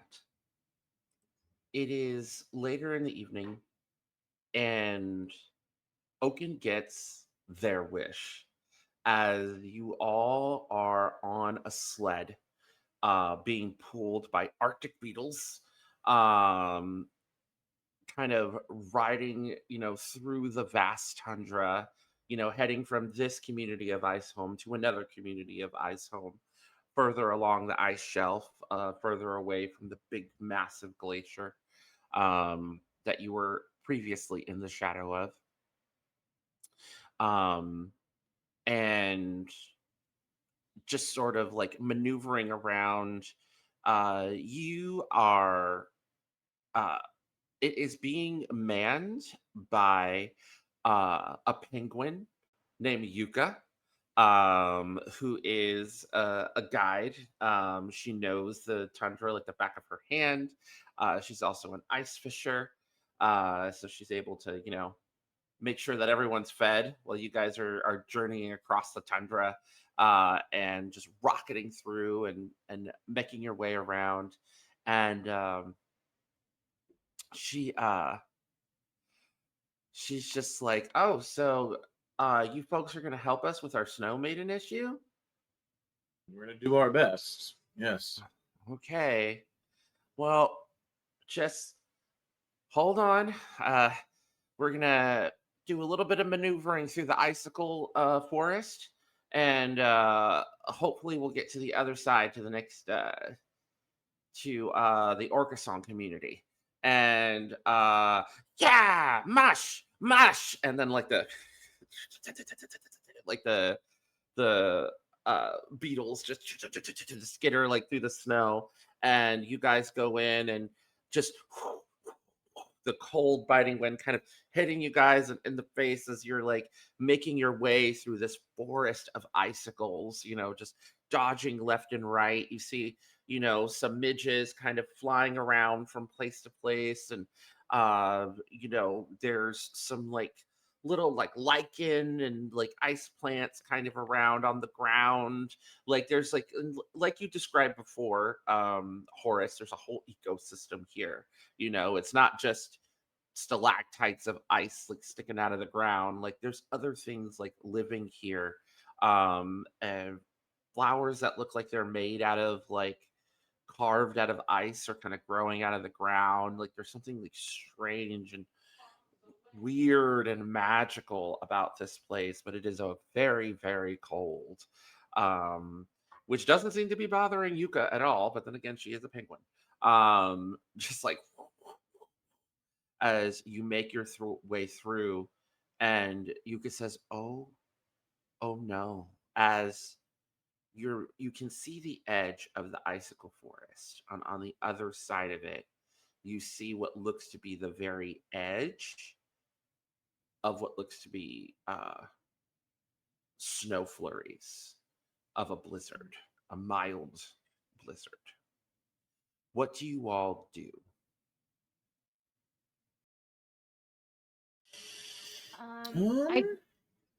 And I'm happy to spend a token for this if necessary, but I think Geeta did source that rope that she suggested earlier, and Mhm. she will immediately begin tying herself to it, and she will immediately help it to be tied around everyone. Yeah, no, you don't have to spend a token to do that. You can absolutely just start tying the rope around everybody and making sure that is a thing. How about you, Azalea? Is there anything you want to do before you leave the icicle forest and break into this strange into this Um, blizzard? I want to spend a token Mm-hmm. to keep someone safe from the difficulties of the world Mm-hmm. and do some kind of magic to kind of put like a I don't know, not a, I guess some kind of magic cover over us so that we don't get um so so much snow on Oh, us, okay. All like a right. windshield or something. I don't know. Okay, so A there's magic like bubble. a magic bubble appears around the group to block the snow from hitting you guys. Yes. Okay, awesome. Horus, what would you like to do before you leave the icicle forest and break into the blizzard? I'm trying to think. Um, and we're at night right now, so I Yeah, will the snow is the sun is probably dipping have below the horizon. yeah, I will probably have Than come out and have him kind of root off and lead out in front, so he's generating light inside the forest. Because I will Okay. make the assumption that my very maybe alive, maybe not alive familiar doesn't really care about the weather that much. No, not really. Not this firelight. Yeah, so I will Yeah. have him kind of fly out in front as a beacon so that they can continue to drive. Okay, so he illuminates and it's flying way faster than any firefly has any right to be. But definitely illuminating the path in front of all of you, as anything with the luminescent trait can do. Um, and how about Oken? Is there anything you want to do before the sled leaves the icicle forest and breaks into the blizzard? Yeah, in the quiet, I think Oken wants to confer with um I forget the name of the Knock. guy already. Knock. Yeah. Uh confer with Knock. Um and this is gonna be a spend a token move. Yeah. And I am going to ask Knock, like you're a god. Like you said, the maidens are like you in a way. hmm What would you do if you were like so upset or whatever? Like what would calm you down if you had become something like that? And Okay. the end of the prompt is, so this prompt is, listen to the shared wisdom of the small and forgotten gods and ask the table what they tell you. Okay. Uh, so Paul, Janie, Leona, what wisdom does Nox share with Oken about how to deal with these snow maidens? Like what Nox thinks should be done.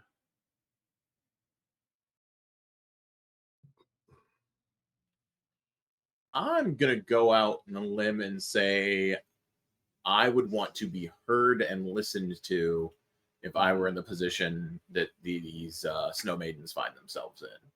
Like they're upset because they are basically wandering without anyone listening or being able to really hear them. Mhm. I'm gonna bounce off of that and I'm gonna say that it is like they are so lonely. And that seems to be a very big part of why they do what they do is because they have a sense of loneliness, maybe even incompleteness. And they need to know that they are technically not alone and that, there are even strangers who would care about them, you know? Um, and that they don't need to hurt anyone in order to feel that care. I think they they never got to any kind of closure for their journeys. They never got to finish them. They've started them. There's they never made it home. They never got to go to their next location. They're on this endless journey. So and when they seek out people, it's because they want to finish this. They want that link that we all seem to have. And then these are the things that Nox shares with you in the quiet intimacy in the sled before you find yourselves inside of the blizzard, almost like an icy rime bubble being created around you. Like you can still see ahead. The snow isn't hitting you, but you can see the snow all around as Azalea's protective bubble is knocking the snow away. And it's at this point, uh, you see a very worried expression on Yuka's face. And she's like, I didn't I usually know when the blizzards are coming. Oh, I wonder if this is, and it's at that point she looks and she points out, she's like, what's that? And on the horizon, in the light that Than is creating, you can see a caravan going through the storm. And all of a sudden you can sense, Horus, that kind of sense that you are not, you are in the in between. You are somewhere in between the land of the living and the land of the dead while you are inside of this storm. Would you like to activate Deep One?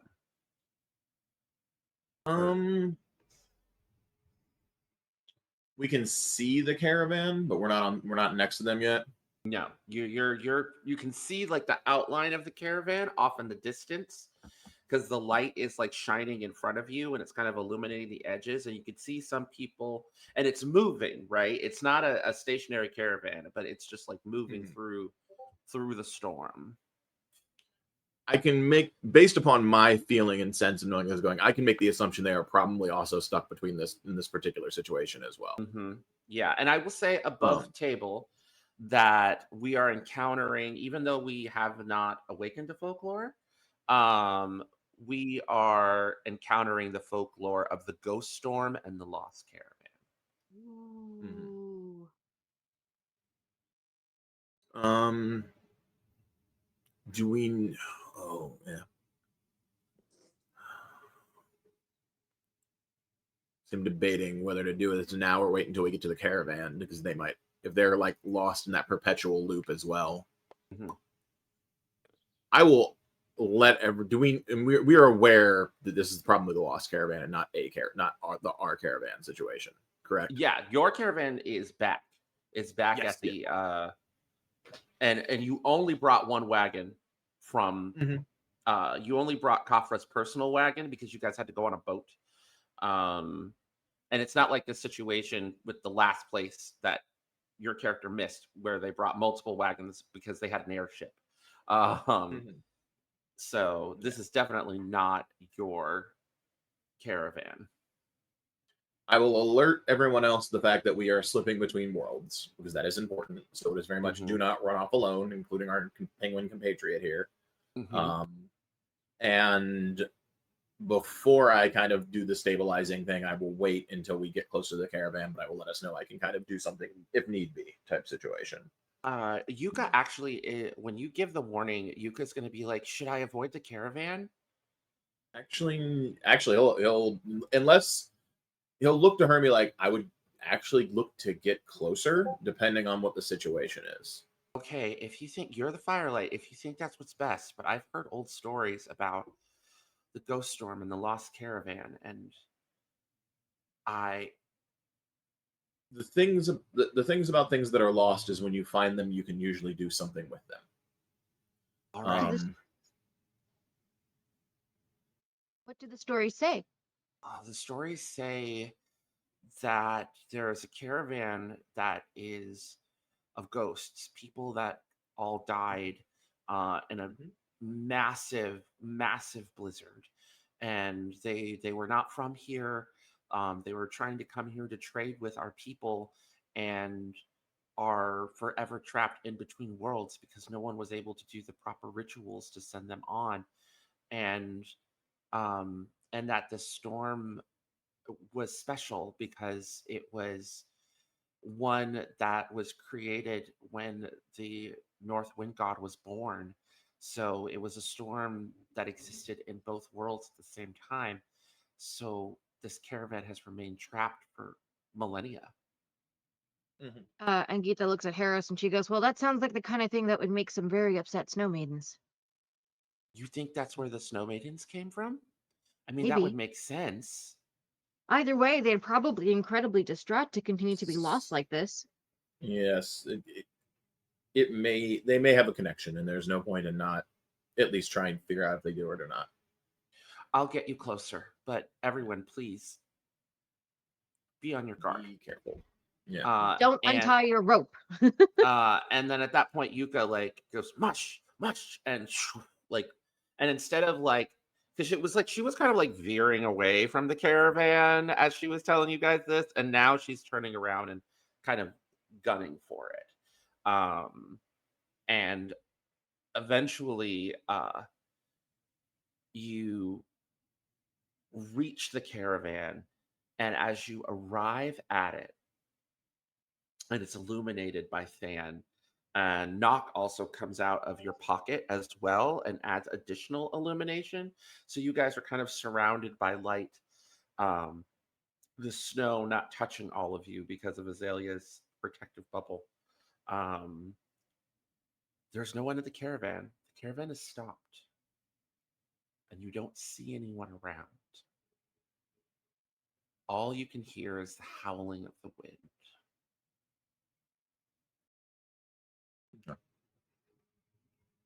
Are we too late? I will actually step down and step out a little bit, and announce myself and say that I am looking to trade, to see if there is a response.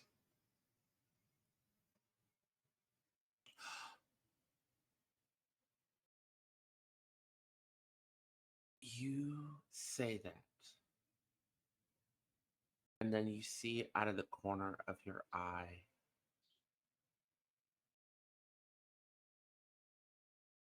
not her as you remember her, but what she looked like when you were young. You see the visage of your wife, but her fur is all white. Her eyes are deep blue. She's wearing a beautiful silk robe that is also pale white. And she's reaching out to you. And she says, "It's been so long, my love, and I am so cold. You come here. Will you hold me?"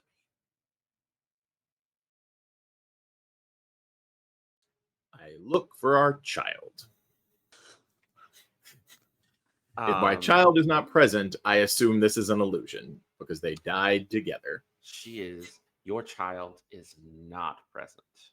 It is just a beautiful young manifestation of your wife. So when you desired her the most. Sure.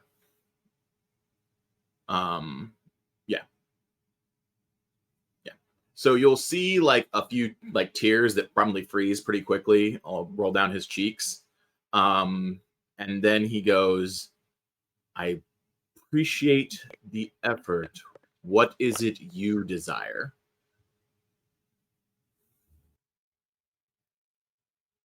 Warmth.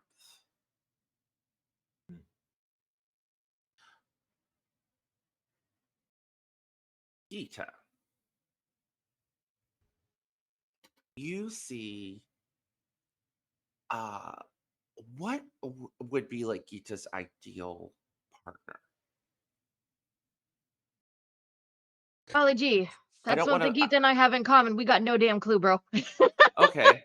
What I'm gonna say is you see a white cat that is in like a hoppy coat and hama pants.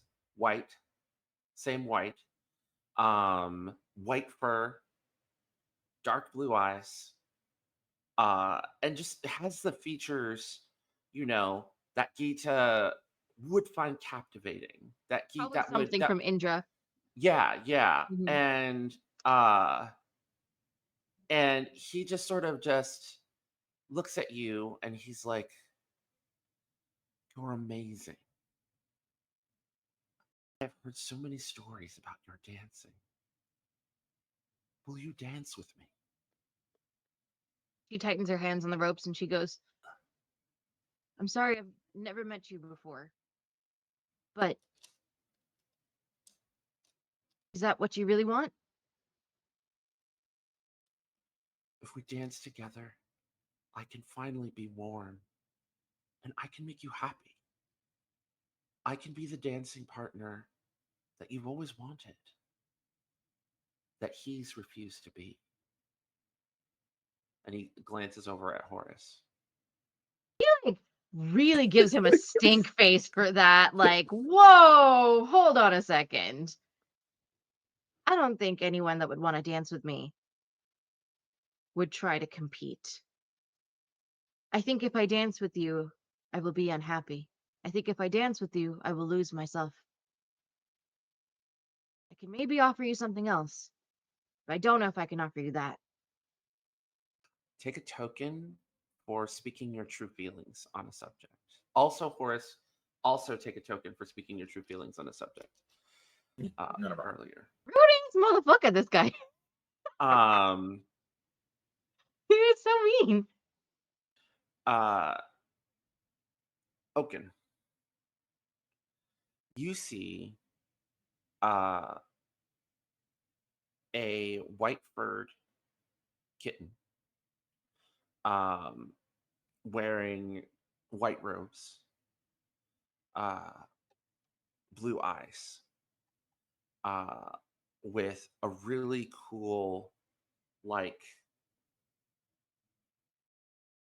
intricate looking toy uh, that really strikes your curiosity.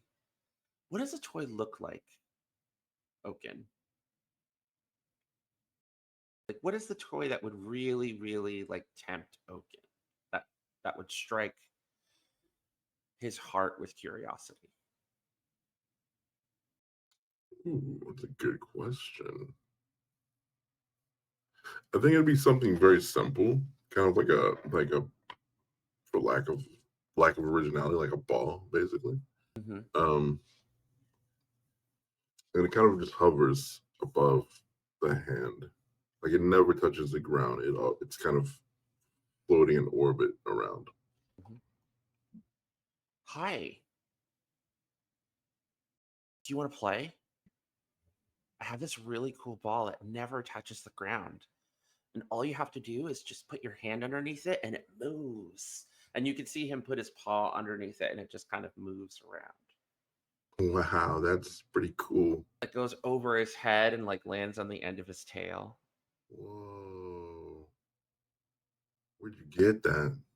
I traded for it. You want to try it?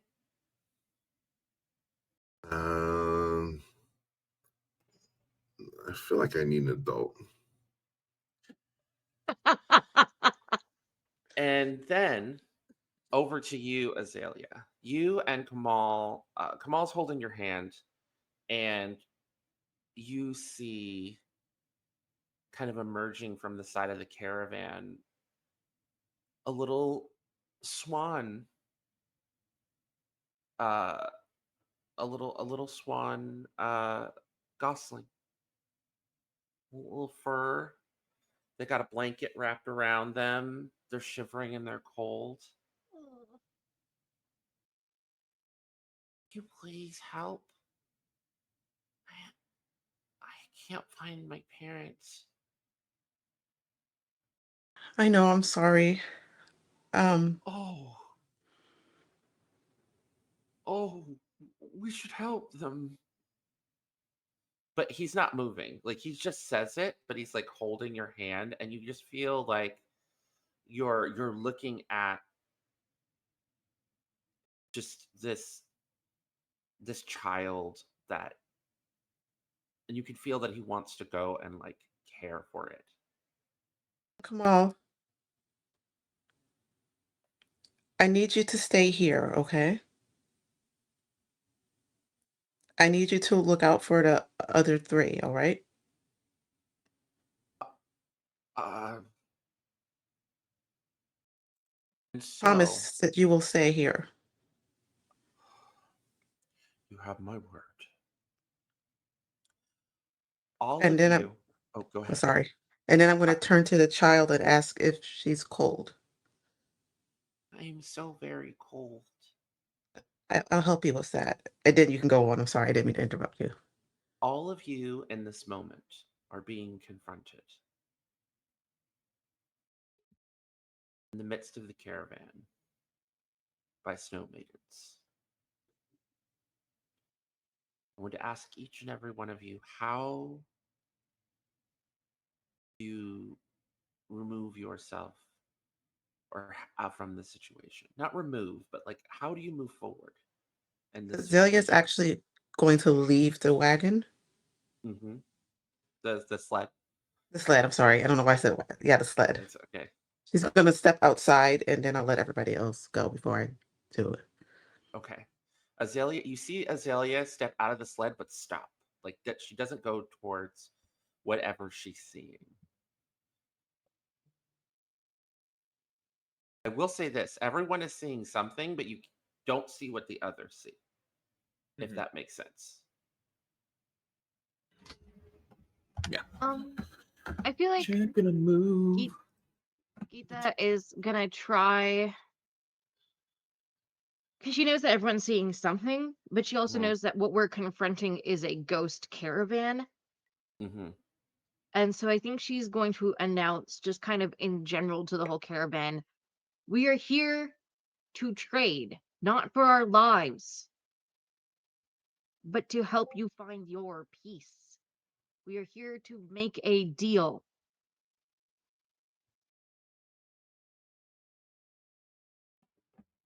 Okay.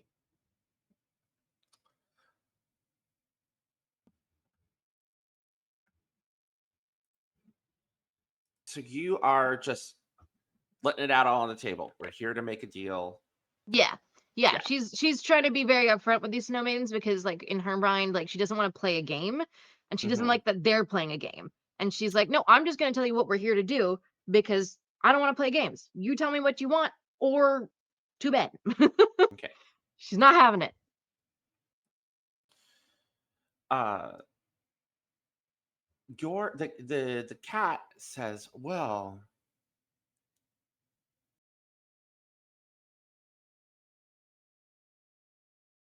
warmth. I'm cold.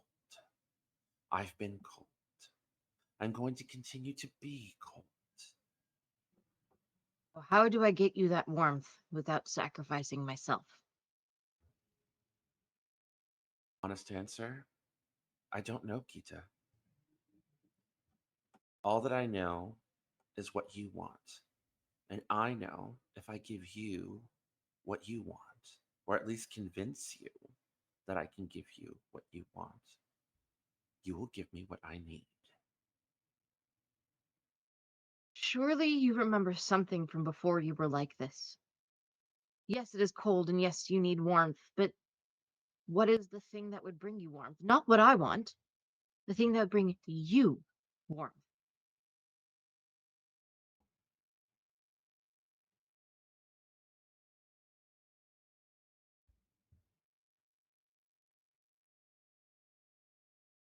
No one's ever asked me that before.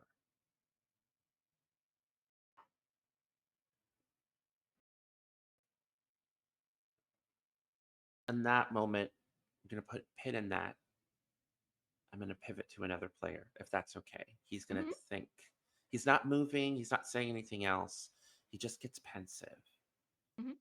I can also like spend a token to like if he's going to Yes. reveal something hidden about himself, then I'll spend that token. Oh, yes. Would you like to do that? Would you like to spend a token Yes. to Yes. reveal something hidden about the person in front of Yeah. you? And we can And then come back to that answer. okay, cool. And then we will come back to the dancer with what is revealed. And the answer, yes. Yes. Um, Who would like to go next? Who has an idea what they want to do next? I All go right. next. Okay. Um, Firelight. after that initial display of like sorrow, he has gotten very businesslike and stone cold. Like he's not Mhm. showing emotion, he's not responding. And like they said, the desired warmth. And he continues to look at it for a moment, and then he kind of non-verbally turns to Than and nods. And I will use Than to fly around and have Than show this snow maiden something they truly don't want to grapple with and are trying to avoid. I'm going to flip the script and use that ability on him to have them confront the thing they're trying to avoid in this situation. So Than goes over and shines, and the Snow Maiden's eyes get wide and falls to the ground. And then she herself starts crying tears that are freezing in the snow and said, I didn't want to lead. I didn't want to lead people to their deaths. I just wanted to be warm. I just wanted to be free. I just no longer wanted to be trapped in this storm. You can't be warm here. And then I will use Than's other ability to like, I don't know how you want to explain this. He just can provide a bridge between the netherworld and stop this from being a in-between place and have it be a place where they can move on, or at least this one can, the one I'm confronting right now. It's at that point like a doorway or like a portal opens made of like pale ghostly light leading into like you can see a path kind of leading up into the sky that's kind of made of the northern lights. And she looks at it and looks at Than and looks at you. I'm scared.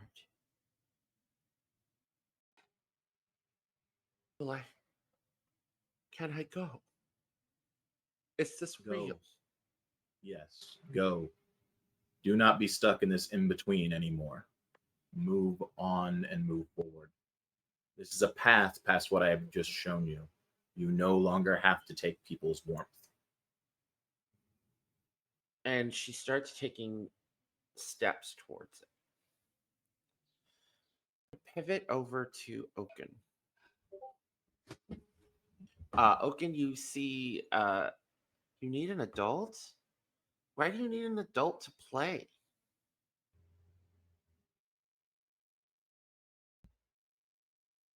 You're muted, Mark. You're muted. Blame somebody. I don't. I can choose the time and place when I want to play, whenever I want to play, wherever I want to play. And I've got some really cool toys too. I mean, if we play, then we can get warm.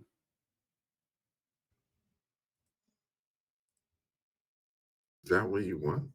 To be warm? It's so cold outside. If we played, then I could get warm, and then I won't be cold anymore. And you hear Nock's voice in the back of your head. Do you want my help? I think I got this one, Knock. Okay, I'm here for you. I won't let the spirit take you. What I just say, Knock? Jeez.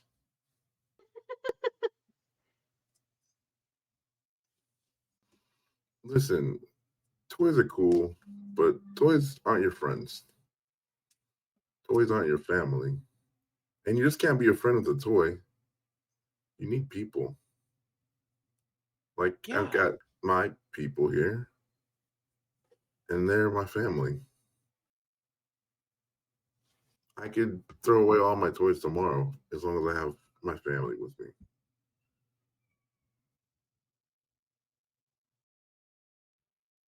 Right.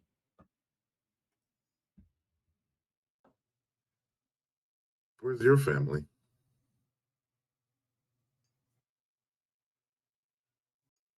They're all gone. They're here. I don't know. I'm trapped here in this cold place, trying to find a way to get warm. Do you ever talk to your family? Let them know how you feel? All they care about is getting warm. They never want to play. I'm never really allowed to talk to people my own age. I always have to talk to grown-ups. Get heat from them. It's really weird. Yeah, it sounds weird. You should let your family know how you feel. Like, really let them know. That's what grown-ups always do. They're always so busy and bored and smelly and whatever, and they don't want to listen, but you got to let them know how you feel. Do you think if I tell them the truth, I'll be able to get warm again? Yeah, I probably. won't have to take it from people like they told me I have to? I think so. Just make sure they're listening, okay? Okay. And he looks over and he's like, hey, I don't think I want to do this anymore. I know he's really nice, and I don't want to take heat from him, even though I'm really cold. As he's sort of like yelling back at the caravan, and you can see like shadowy figures kind of emerging from the caravan in response and listening intently to him. Azalea. I'm going to turn to the gosling. Mm-hmm. I'm going to say, hey, you want to know a secret? I like secrets. I've got some warmth. Oh, And she's going to hold the vial of hearth that she made. oh. A question, is the doorway still open? Yeah. The doorway is still open. Okay. And I'm just going to hold it up so that I'm hoping that the rest of the snow maiden can see it. It's at that point when you hold up and you open up the hearth, those shadowy figures that appeared to Oken become visible to you and start becoming visible to everyone as they're all like looking all at once. So do you all see this? Follow me. As you say that, I want to go back to the dancer. You asked, what do you want to know about him? Hmm. And I want to know what he really actually wants, which, not just warmth. He actually wants to be free of this caravan. He wants to move on to the other side. He wants to feel the warmth again on his face. He wants to be free of this existence as a spirit that must take warmth from others in order to sustain itself. It's too much. That's what he really wants. But He introduced you to someone who will set you free.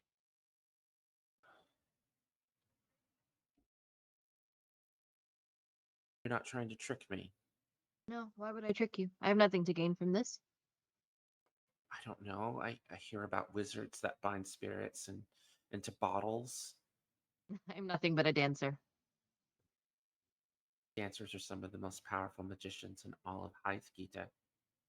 You shouldn't sell yourself short. Fine. I will believe you. I will choose to believe you. Thank you. And she gestures towards Horus and she goes, see that light over there? If you go to them, he'll give you the path home. And it's at that point, it's like the kind of illusions that you were all in all kind of meld together into like one moment. And you see all of these people white furred, wearing the same kind of ceremonial white robes, all emerging from the caravan. And some of them are walking into the portal. Some of them are literally like you see these ghostly beetles appear, these snow white beetles appear, and the caravan just starts marching forth into the portal that Than has created. And as more and more of these snow maidens and ghosts make their way through this portal to the other side, the snow just starts getting lighter and lighter and lighter until finally the very last wagon goes through Than's portal. It shuts, and all of you are in the middle of the tundra. It's a beautiful, clear night, and there is just stars shining in the sky and beautiful northern lights that are the same colors as the path that all of these spirits went to into the great beyond.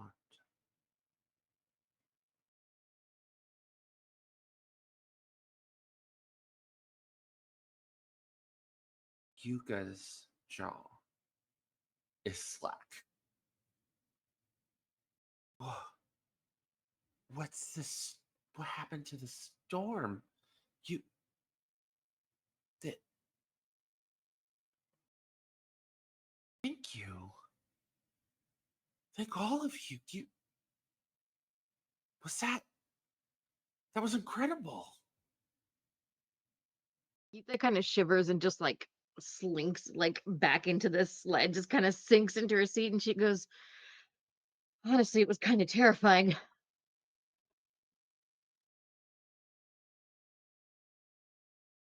Yeah, I pretty much saved the day the way I thought I was going to do it. It's pretty good. I didn't get a chance to knock everybody over with my sleigh, but it was pretty much light work for me. You did a And my, very good job, Oken. Thank you and for my, saving the day. and my companions were there too. Mhm. You did a good job, Oken. Is everyone okay? Oh, I been better. Me Um, too. Azalea, that was incredible. Remember what you promised me.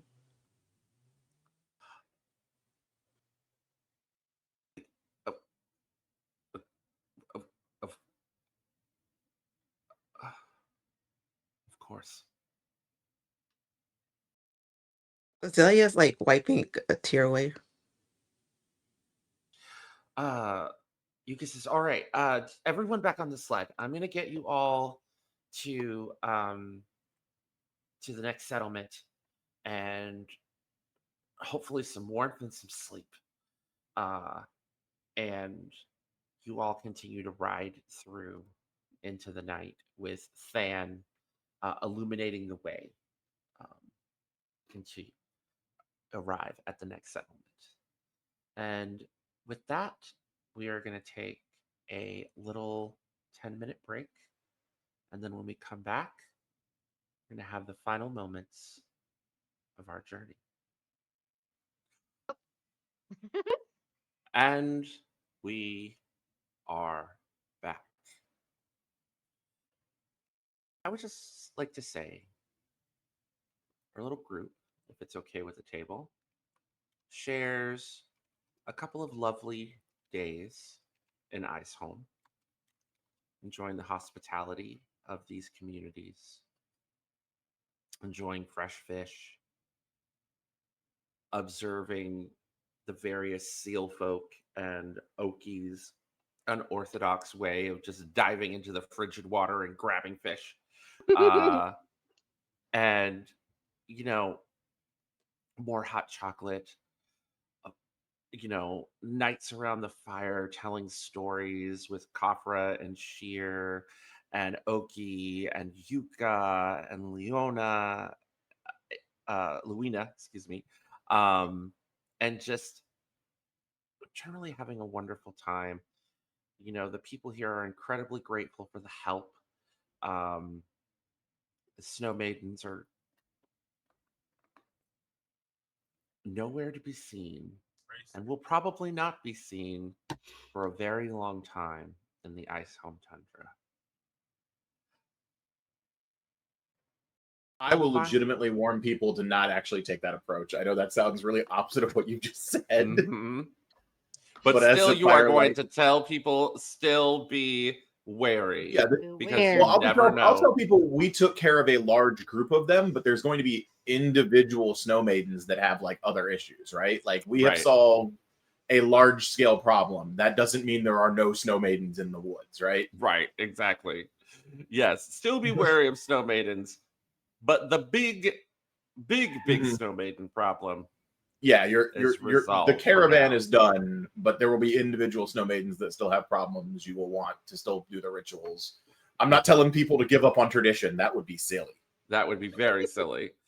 I think our final moments are going to be inside of a clearing in the icicle forest, one surrounded by some of those very beautiful flowers that appear to be made out of snow.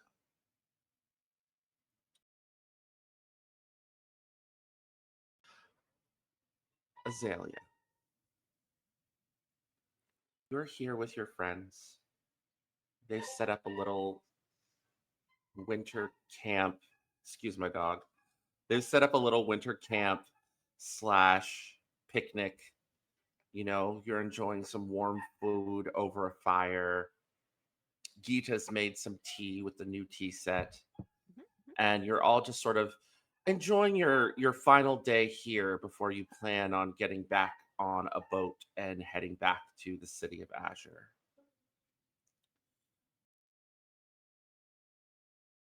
What move would you like to make in this moment while all of your friends are gathered? And is there anything you say before you make said move? Um, I am the move I make is going to be another magic move, but before that, do I have the tapestry? Yeah, she could have given you the tapestry if you wanted it. Okay. I am going to just set it this to display it. Hmm. And I'm going to look at, just kind of give it a long look. And I want to try to go to find a Horus. Yeah, Horus is there. Everyone is there in the clearing in the icicle forest. Horus? Yes. How are you doing, Zella? Hi. I'm just, have you seen the tapestry? I saw it originally. I've seen a look at it. Is it bothering you? Not now. I think it's time for me to go. I'm going to give you this, and for some reason there was one black feather left that she gives to Horus that she like plucks out. He takes it. Knowing Um, when to go is an important step in any journey. and You will be thank you. missed. You will not be forgotten. But it is all right to transition to the next phase of whatever you need to do. Thanks for kind of leading me here. It's kind of my thing, as much as Oken wants to be in charge of that.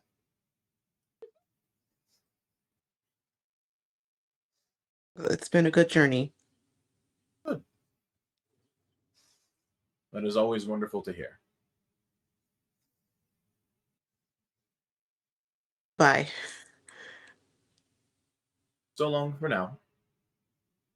Fan illuminates in your lantern.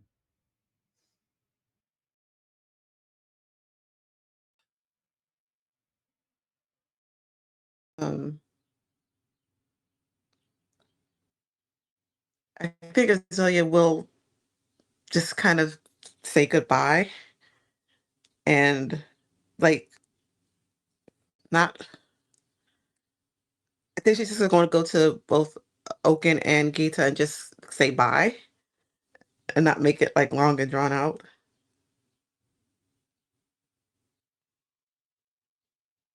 Are you leaving? Yeah, I'm just going to my to castle To in the the castle? sky. That sounds so bad when I say it like that. Yeah, a castle in the sky in the clouds. Wow. Why? What happened? It's just time to go. I'll miss you. You can come visit me. I can? I don't know how it works.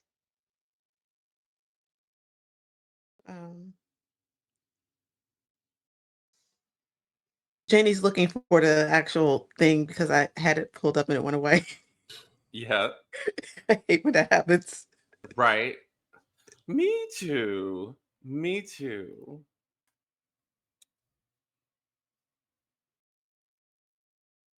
All good. Sorry if I sprung that on you when you were not No, it's prepared. okay. Okay. No, it's been time for a little while. I've kind of hung around a little bit longer just as you all are fun. So you were just rich the whole time, didn't tell anybody? No, no. It's the it's an arc of a journey. Kamal says. Hmm, hmm. Well, if you're going, you might as well have a gift for me. Um, oh, I don't need any gifts. I think I gave you some candy, didn't I? Yeah, then I gave it to the little spirit I have with me. Well, let me see if I Mm, can find something else for you. No. I'm multicolored giving you a gift. multicolored Oh, light comes out of your pocket in response to that. I want you to have my lucky nunchucks that I've been And, hiding the whole time from everybody. and he just pulls out this pair of nunchucks. Hands oh, these them are to you. perfect. These are perfect. You're gonna need them in the sky or whatever. Yeah, I never got to see you shape change. You know, we Is that got a lost that is that a, time. was that a request? You were going to show me, and then we had that trip out to the that we ended up at that lake. Mm, yeah, okay. How about this? And I'm gonna change into Geeta. Geeta's hair kind of goes poof, but she's like not. She was not expecting that. She was like, "Whoa!" That is incredible. I'm gonna quickly change it back to normal. There we go. See? Amazing. Thank you. You're going to be able to get into a remarkable amount of mischief being able to do that. I get in a lot of mischief even without it. That is the truth. Okay, so I've pulled up the magic. Mhm. This is flight 3. You have uncovered the location of a beautiful castle in the sky. It is a palace, a ruin, and a garden. You may take as many people as you would like there and explore it together, but once you arrive, you cannot travel with your companions any longer, although they are welcome to visit. Pick up a new playbook and make a new character, someone who lives in the sky and knows the path back to the soil. Wow, that's so cool. So I will say there's you see a path of icicles and the colors of the aurora lead up, and it kind of looks like the tapestry. Hmm. Oh, And wow. Azalea, Okay. there's one last, she waves at you. You can follow, but she starts going up this path. Just before you go, do you want to dance with me? Sure, one last dance. Let's do it. And Uh, I will say in this moment, if it's okay with you, Janie, can take a little creative license. You're dancing up the path, like almost like a beautiful, fun, like a mixture between a waltz and belly dancing as the two of you dance up the stairs. Um, Kamal furiously is going to follow, but he's going to encourage the rest of the group to also join on the path. And what I would like to say is I'd like to think that your friends, at the very least, come with you to this beautiful palace high in the sky, in the clouds, made of crystal and white stone that matches the white of your feathers. Beautiful gardens with peach blossoms in full bloom, lush green courtyards.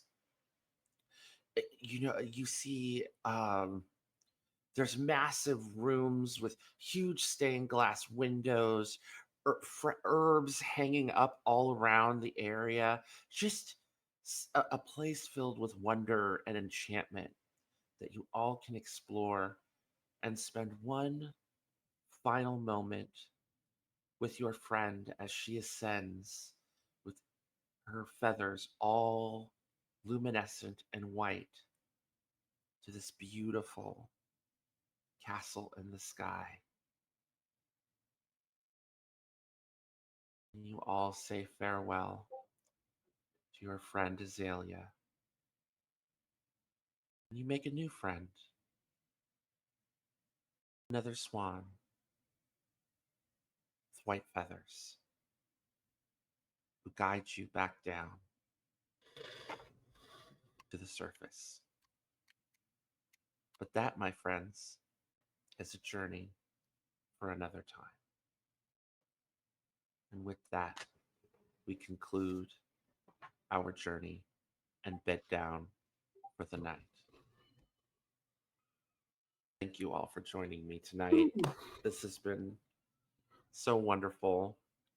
I have been Okami. I have been your guide. Thank you all so much for joining us.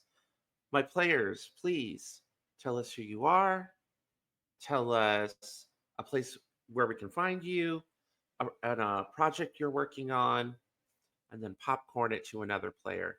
We're going to start off with the amazing Janie, who have led us into the end of Azalea's journey.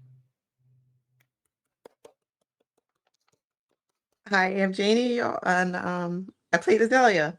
It was a lot of fun playing her, and I'm on Janie Pots and Blue Sky. I will try to update when I'm streaming because I am really bad at remembering these things.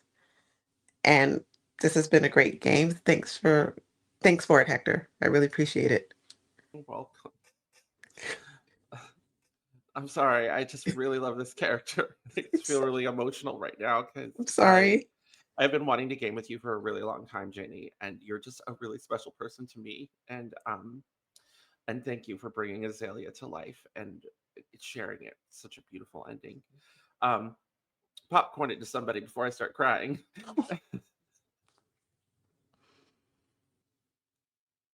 Leona. Oh, that's me. Okay. Hello, everybody. My name is Leona. Fields. You can find me all over the internet at the Leona Maple. And Blue Sky is probably the best place to find me. Follow me and keep up with what on earth it is that I am doing.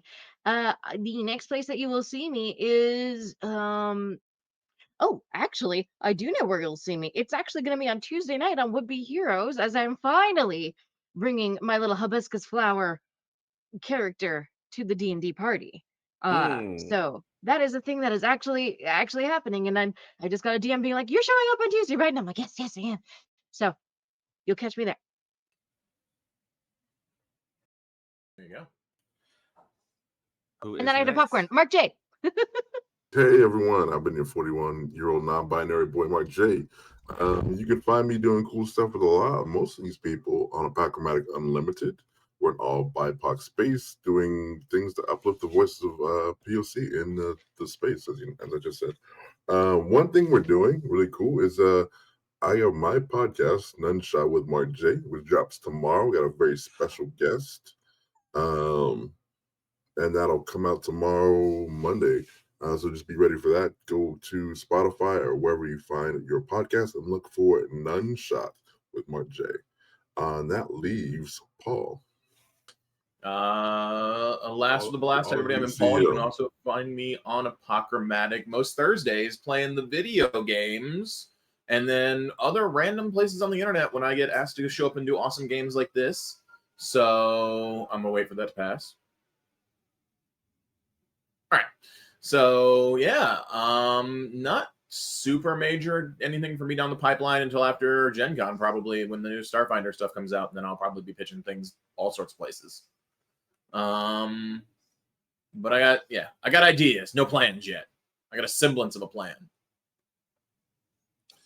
All right. And as I said, I have been Okami. You can find me at KHE Okami all over the internet, mostly on Blue Sky, kheokami.hio, and you can find me here at House of Dreams. Also, we have three, name them three, a Season's Oath Wanderhome interludes coming up for Pride Month. You can find me at Nerds with Dice over on the 21st, I believe, where I will be running a Season's Oath interlude there.